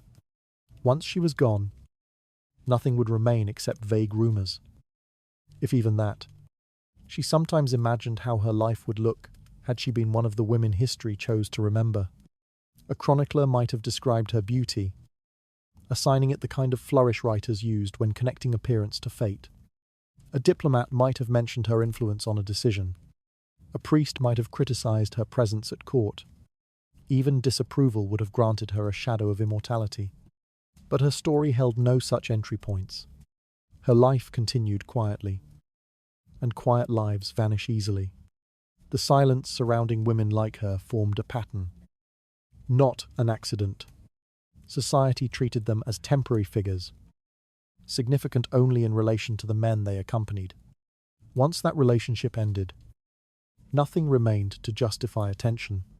Their stories were not considered instructive, moralizing, or politically relevant. Even their tragedies lacked the scale historians found compelling. The absence created the impression that they had never existed at all. This erasure became its own kind of fate. She lived, knowing that she belonged to a lineage of forgotten women, those whose identities dissolved once their usefulness expired. They left behind no portraits, no memorials, no accounts of their thoughts. Their suffering survived only in the faint echo of patterns repeated across generations. The silence around them persisted because it required no effort to maintain. Forgetting was easier than remembering. The comparison between the remembered and the forgotten highlighted the fragility of relevance. A woman's place in history depended on events she could not control. Fame, even the unwanted kind, required spectacle. Obscurity required nothing. She stepped into it simply by continuing to live out her final years without disrupting the world around her. Yet the quiet dignity of her disappearance carried its own truth. Countless women had lived this same arc. Their absence from history was not proof of insignificance, but evidence of a world unwilling to acknowledge them. She belonged to a vast, invisible collective, bound together by the same silence that erased their names. Her comparison to the recorded few exposed how easily most lives slipped out of the historical frame. The weight of that realization tightened around her with a familiar stillness. A harsher decline waited further along her path, carried by the body rather than memory, ready to erode what little strength she still held. Illness settled into her life without warning, entering not as a single event, but as a slow accumulation of aches she once believed would pass. What began as minor stiffness in the mornings grew into a constant companion, shaping the rhythm of her days with a quiet persistence. Pain crept through her joints, tightened across her back, or settled behind her ribs in ways she could not predict. Age turned each movement into an exercise in caution, and the smallest tasks demanded a level of strength she no longer possessed. The decline did not terrify her, it exhausted her, wearing away the resilience she had relied on for years. Car, which noble women received without asking, existed for her only in distant forms. Those with recognized status could summon physicians familiar with courtly ailments. Their illnesses generated attention, documentation, and intervention. She lived outside that world now. The healers she encountered wandered from village to village, offering tinctures of inconsistent quality and remedies that only occasionally dulled her discomfort. She purchased what she could afford, often choosing between a warm meal and a small vial promising relief. These choices told the story of her condition better than any diagnosis could. The room she occupied magnified the challenges of illness. Light entered only in narrow strips through a small window, leaving her to navigate shadows that deepened as the day wore on. Water had to be fetched, sometimes in harsh weather, forcing her aching limbs to endure strain they could no longer manage. Cold nights intensified her suffering, the chill settling into her bones. Despite layers of blankets she arranged carefully around herself. Each winter posed a threat she could not ignore. Illnesses that wealthier households treated promptly could linger for weeks inside her rented space, draining her strength with quiet efficiency. Loneliness worsened every symptom. No relative visited. No servant checked on her. No companion sat beside her bed to ease the hours. She lived with the knowledge that no one would notice if she failed to rise one morning. The world around her continued with its usual pace. Voices passing outside her door, carts rolling along the street, the muted clatter of market life. Yet none of it connected to her. Sickness made this separation sharper.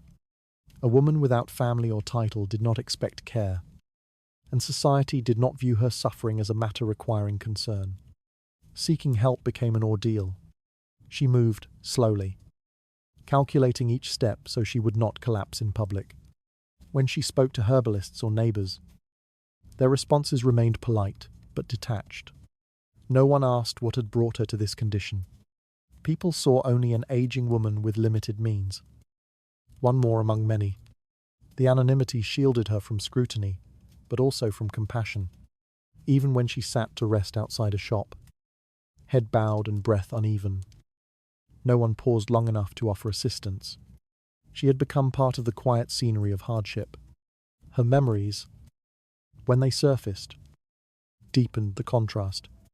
She recalled the warmth of large chambers, the sound of attendants moving through halls, and the assurance that even minor ailments would be tended to promptly. Those details belonged to a life that felt distant now, almost imagined. Remembering them did not comfort her, it hollowed her further, reminding her of how thoroughly she had fallen from a world that once felt stable. Illness exposed the full distance between who she had been and who she had become. Nighttime revealed the depth of her struggle. Pain intensified as temperatures dropped, wrapping around her joints in slow waves that left her awake for hours. She shifted cautiously, searching for a position that offered even momentary relief. The quiet hours echoed with sounds she could not control. Creaking wood, distant footsteps, wind pushing against loose shutters. These noises emphasized her solitude. She whispered nothing into the darkness, knowing no one would hear even if she did.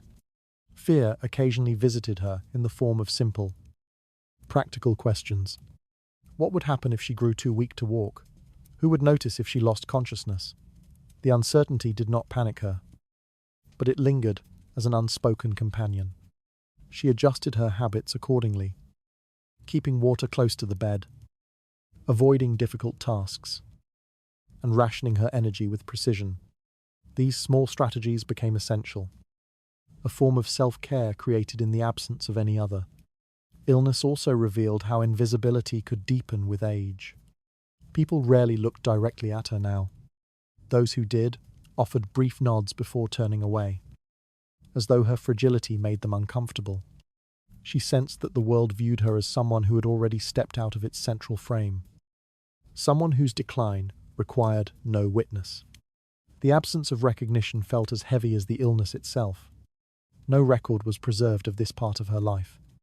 Chroniclers documented the fevers of noblemen, the ailments of queens, and the recoveries of heirs. Her suffering belonged only to her, unseen, unnoted, unshared. She endured each day without expectation of relief, understanding that illness for a woman in her position existed outside any system of structured care. The body weakened quietly, and the world allowed it to happen without question.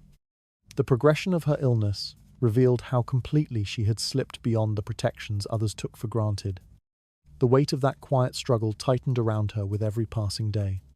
What approached in the distance carried a different kind of dependence, formed not by choice, but by the uncertain mercy of those who might choose to notice her.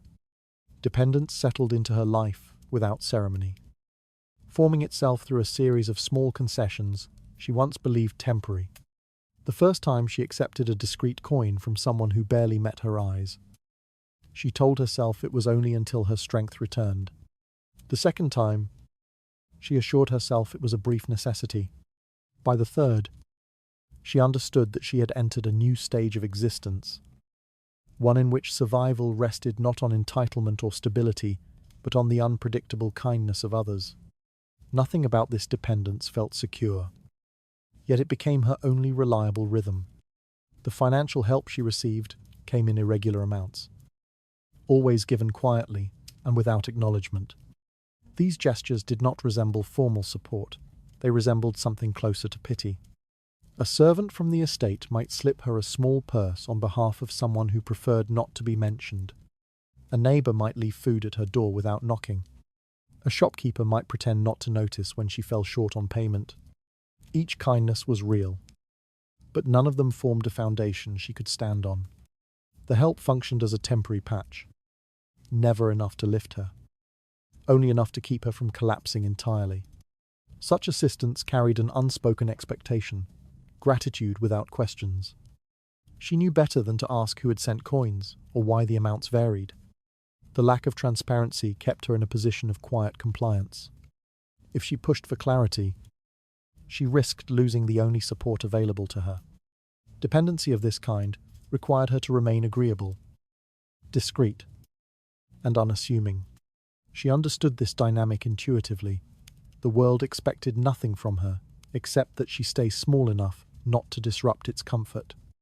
The humiliation of this dependence did not strike her suddenly. It seeped into her thoughts gradually. She noticed how her posture shifted when accepting help. Shoulders lowered, voice softened, gaze cast down. She felt herself shrinking into a version of womanhood defined not by desire or affection but by scarcity. Days once structured around her choices were now structured around what others chose to offer.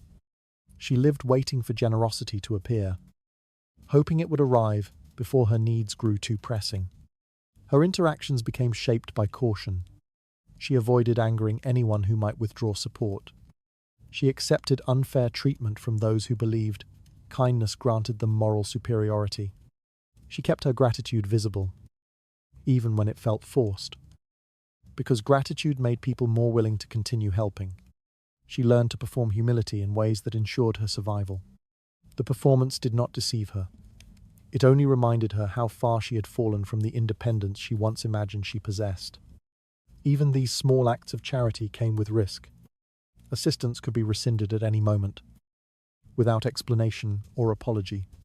Those who helped her owed her nothing, and many seemed to reassure themselves of that fact by maintaining emotional distance. They treated her kindly but impersonally. They preferred not to know details of her situation, as though knowledge might create responsibility. She became a figure glimpsed at the edge of their routines, worthy of momentary pity but not of sustained attention. The uncertainty shaped her days with quiet tension.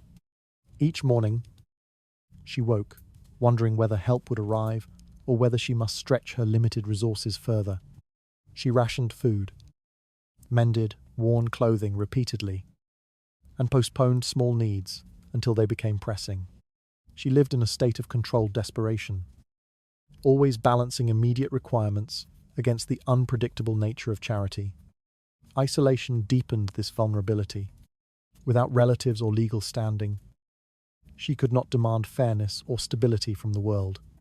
There was no system to appeal to, no mechanism ensuring she received consistent care. The absence of rights meant that everything she received was framed as a favor. Favors, unlike obligations, could end abruptly. She understood this truth so clearly that she trained herself not to depend too deeply even on the help that kept her alive. Her memory sometimes returned to earlier years, when she believed affection might shield her from such a fate. Those memories held no bitterness now, only a faint disbelief at how distant they felt. She realized that her dependence on pity was not the opposite of her former life. It was the quiet conclusion of a path that had never offered permanence. A mistress could inspire desire or affection, but she could not secure guarantees. With age, the truth had simply revealed itself fully. Nights shaped her understanding most sharply. Sitting alone in the dimness of her small room, she counted coins, divided food into smaller portions, and measured the distance between what she had and what she needed. Each task reminded her that survival required constant negotiation. She felt suspended between visibility and disappearance, dependent enough to require help, but insignificant enough that the world could overlook her entirely. This growing reliance on small acts of mercy revealed how narrow her path had become. The fragility of that existence pressed closer with each passing day. Further along her fading journey waited an even quieter truth, one tied not to survival, but to how the world remembered, or chose not to remember, women like her. No clear moment marked the transition into absolute aloneness. It unfolded the way dusk softens into night, gradually enough that she did not recognize the boundary until she was standing well past it. People had drifted away from her life in stages. First, the man who once defined her position. Then the servants who maintained polite distance. Then the neighbours who recognized her only faintly. Then, even the occasional benefactor whose brief generosity had kept her afloat. By the time she realized no one expected her, greeted her, or relied on her, the separation had become complete. She existed in a world where her presence carried no weight, no function, no place of belonging. The absence of a formal family left her exposed in ways she had not anticipated when she was younger. She could not retreat to a childhood home or seek protection from siblings or distant cousins. She had never been woven into a husband's lineage, nor granted the legitimacy that wives relied on to ensure stability.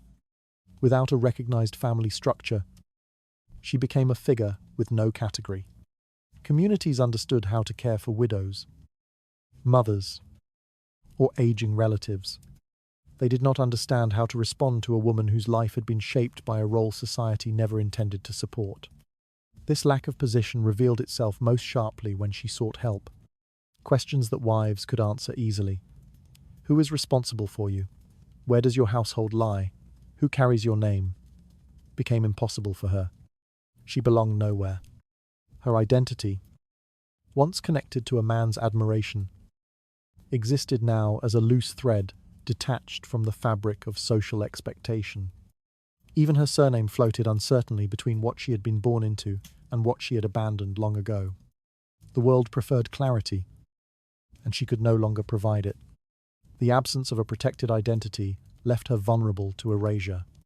Without a title, she could not claim space. Without status, she could not demand acknowledgement. She moved through public places unnoticed, her steps blending into the rhythm of the street. People saw an aging woman with tired eyes and modest clothing. Someone unremarkable. Someone forgettable.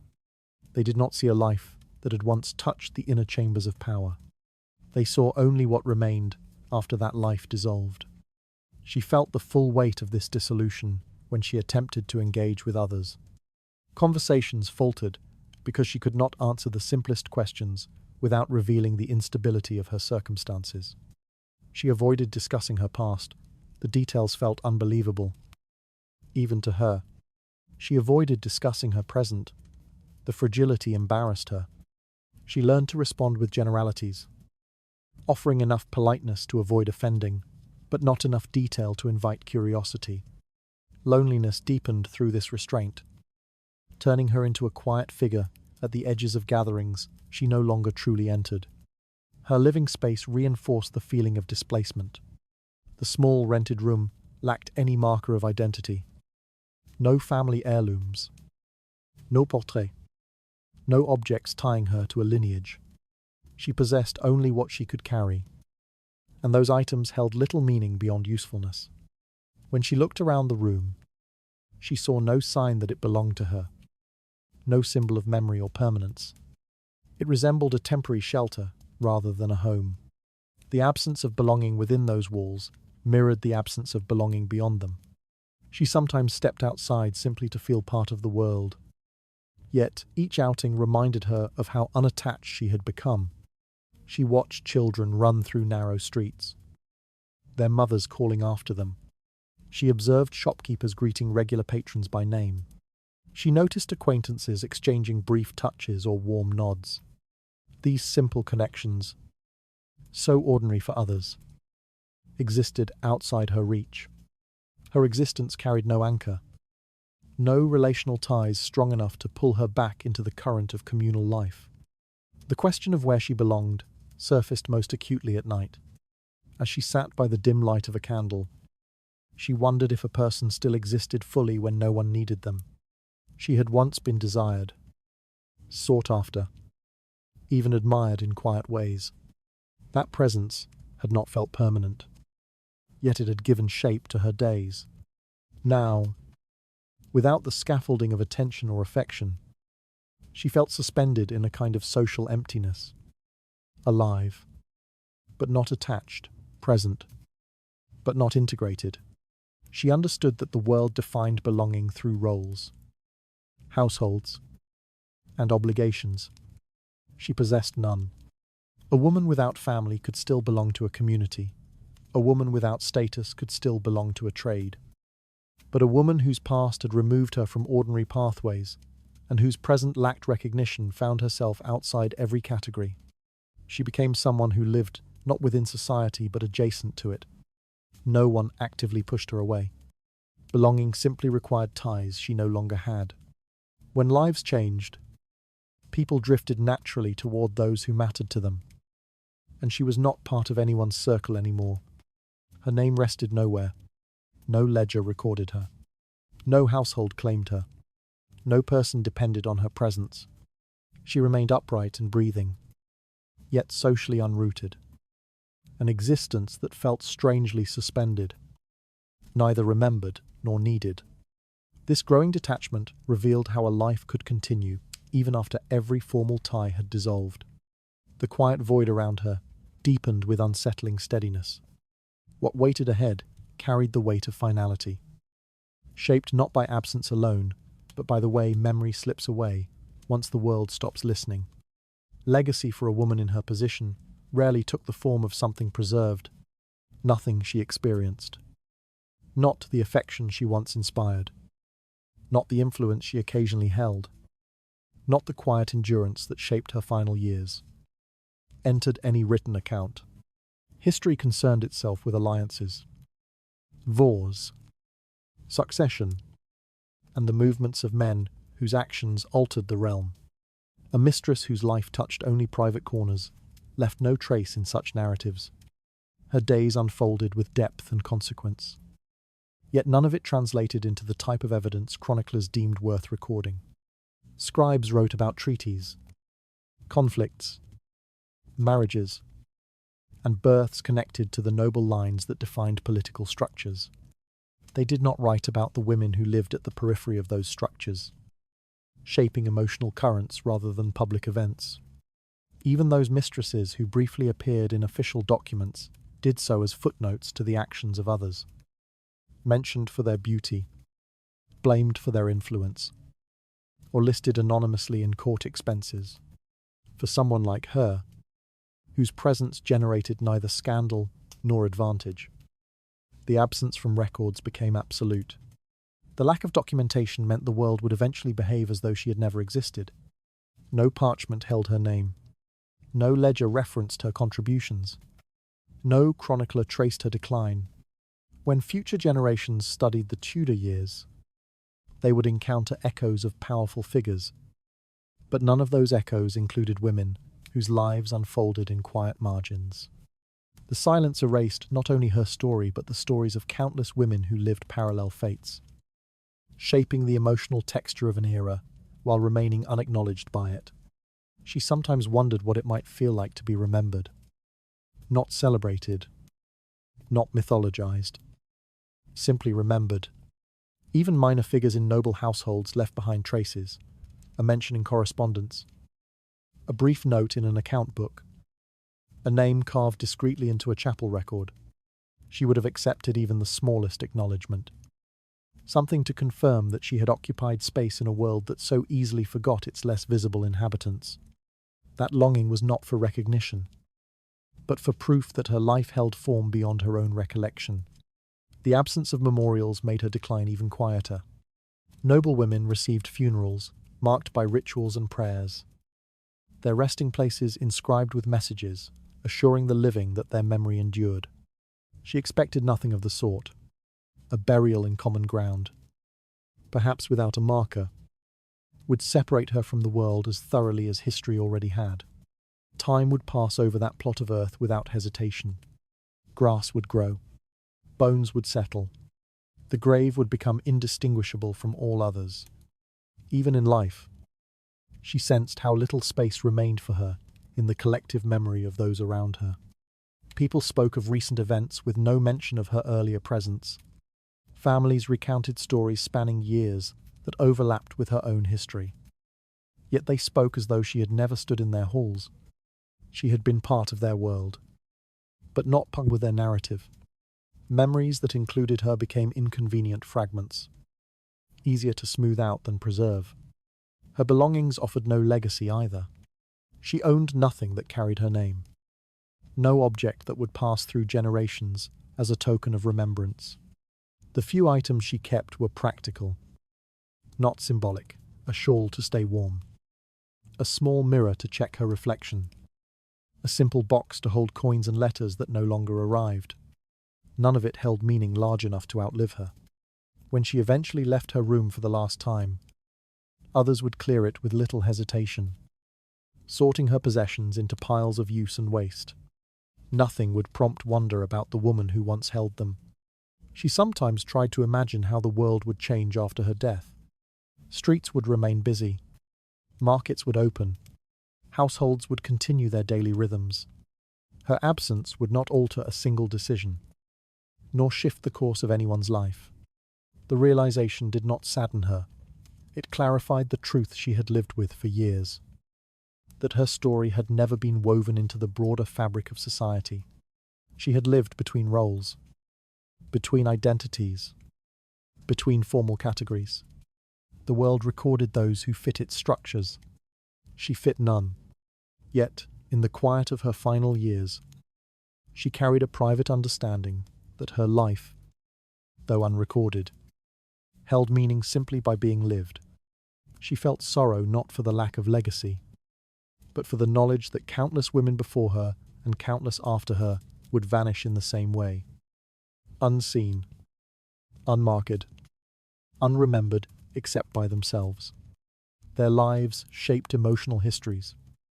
Though not official ones, they left impressions on individuals, though not on archives. The absence of any recognized legacy revealed how completely her story would dissolve once she was gone. That quiet erasure settled around her with a familiar heaviness. Further along her fading path lay a broader truth. The repeated silence carried across generations of women whose names vanished before ink ever reached the page. Patterns that shaped her life did not end with her decline. They continued quietly, waiting for the next young woman to step into the same narrow space she once occupied. The cycle required no planning, no conspiracy, no conscious design. It persisted because the structure around it remained unchanged.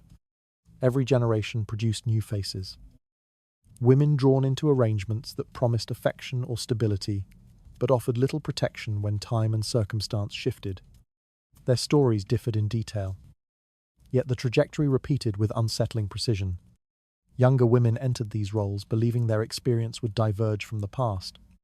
Beauty, attention, or a sense of being uniquely desired convinced them that exceptions existed. For a while, they lived inside that illusion.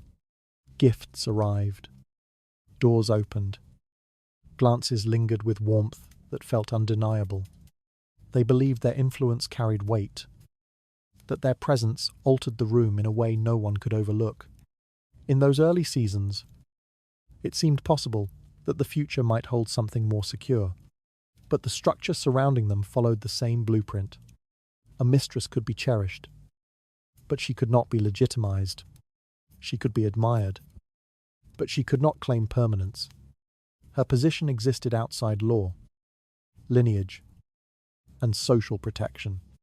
These boundaries remained fixed across generations, making individual experiences appear unique only on the surface. Beneath that surface lay the same architecture of fragility that had shaped the lives of countless women before her. Even when the circumstances of each era changed, when political tensions shifted, when social customs evolved, when households grew larger or smaller, the essential dynamic stayed intact. A young woman received attention while the youth served her, then gradually slipped from relevance as new faces appeared. Favor, once abundant, thinned without explanation. The man who once spoke her name with certainty grew distracted by obligations. Alliance, or simply the passing of time. She watched as her importance diminished, repeating a pattern familiar to generations she never met. The cycle also echoed through the way these women were remembered, or more often, forgotten.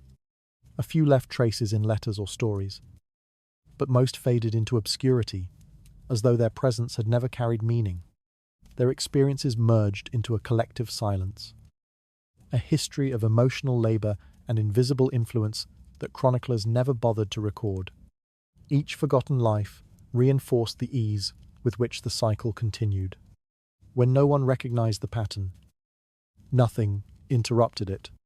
Young women entering these roles rarely learned about predecessors who had endured similar fates. They encountered no warnings, no cautionary accounts, no preserved testimonies. Silence acted not only as a consequence, but as a mechanism. Without stories of the past, each new mistress believed her situation unfolded without precedent. This isolation made the cycle stronger, allowing it to replicate itself endlessly, while each participant imagined she was the exception rather than part of an established sequence. The system surrounding them, rooted in hierarchy, male authority, and the absence of legal protection, remained stable across decades. No reforms addressed their vulnerability. No laws recognized their emotional or social contributions. No institutions provided support as they aged. Their dependence on favor made decline an inevitability. Once their relevance faded, the system quietly absorbed new women into the roles they once filled, without acknowledging the losses left behind.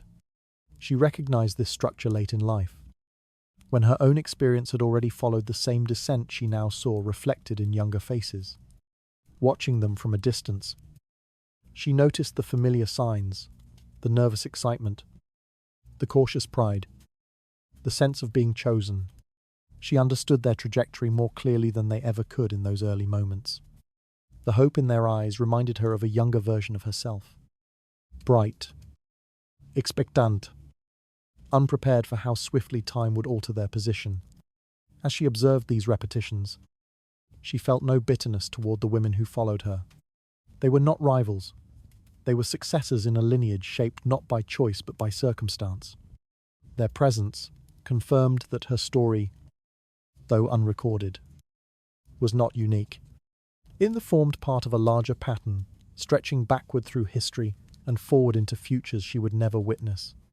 The recurrence did not comfort her, but it clarified the truth. Individual lives changed, but the structure did not. Her final years deepened this awareness. She understood that nothing about her decline represented a personal failure. It represented the predetermined outcome of a role designed without protection.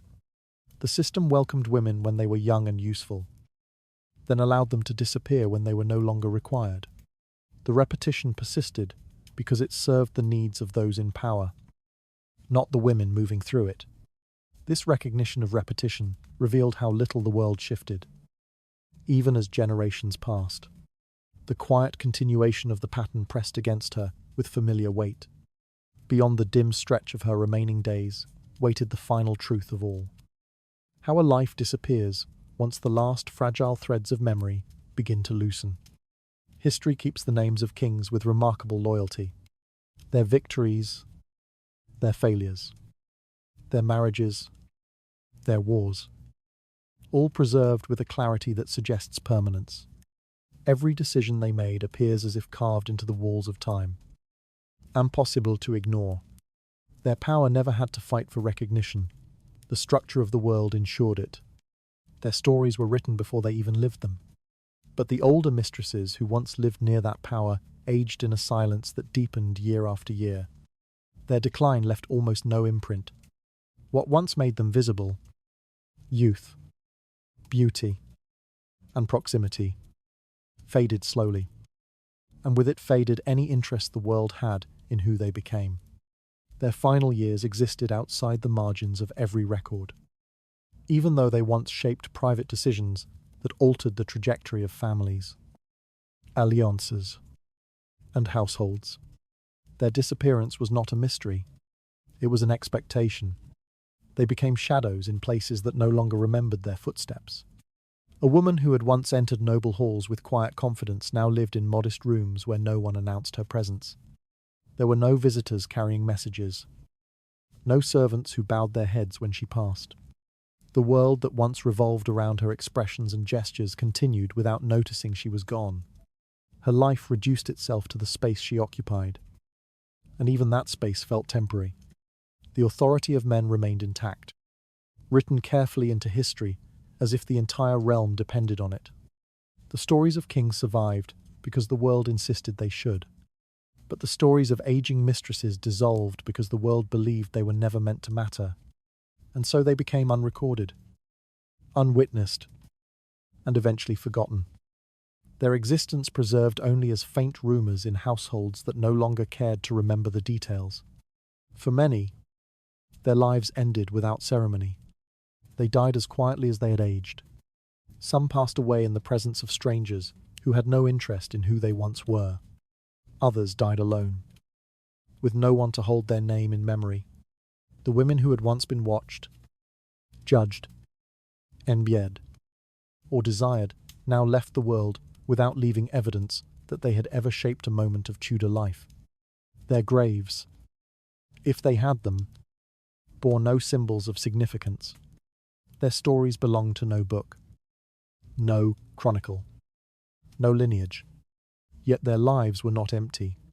They loved, feared, hoped, and endured. They navigated a world where their value depended on the desires of those more powerful than themselves. They made choices that carried consequences far beyond what anyone would later acknowledge. They lived fully, even when history refused to see them. Their significance existed in quiet corners, in private conversations, in the emotional architecture of households. But significance does not guarantee remembrance. In the Tudor era, a woman's position depended on the structures surrounding her, and those structures were not built to hold her story once her beauty faded. The world never intended to document a mistress's final years. Her decline did not shape nations. It revealed them. Power forgot her because power never believed she mattered beyond her moment of usefulness. Her aging body became a symbol of erasure, a reminder of how quickly relevance could collapse. Some of them tried to maintain a connection to their former lives. They wrote letters that received no reply. They sought help from families that no longer wished to acknowledge them. They visited courts where no one recognized their faces. Every attempt ended with the same polite distance, the same quiet dismissal, the same message: the world had moved on. Others retreated willingly, choosing solitude over the humiliation of returning to places where they were no longer welcome. They lived out their days in quiet routines, aware that no future generation would speak their names. They became witnesses to their own fading, watching the world shift around them while they remained stuck in a life too small to belong to the history that once brushed against them. Their silence filled the spaces that history refused to write. And in that silence, a truth lingered. The world records the powerful, not because they are more human, but because their actions shape the structures that decide which lives deserve memory. Kings fit into that structure. Mistresses did not. The contrast became sharper with age, when nothing remained to protect them from the slow erasure that followed. Time allowed these women only one kind of legacy: the reminder that power can consume without acknowledging what it destroys. Their fading forms the quietest chapter of Tudor history, a chapter without documentation, without witnesses, without a voice strong enough to resist the disappearance that waited for them. What remains of them now is the absence they left behind, an absence made larger by how complete it became. Their lives, once touched by privilege, ended without recognition, and history, loyal to its hierarchy, preserved the kings, while letting these women dissolve into the soft, forgotten edges of time. Yet tonight, their silence is given space again. Their stories, though incomplete, are allowed to breathe. Their lives, though erased, are allowed weight, and their fading, though ignored by history, becomes a reminder of how many stories have been lost simply because the world did not believe they deserved to be remembered. Thank you for staying until the end of this long journey into the quiet, unlit corners of the past.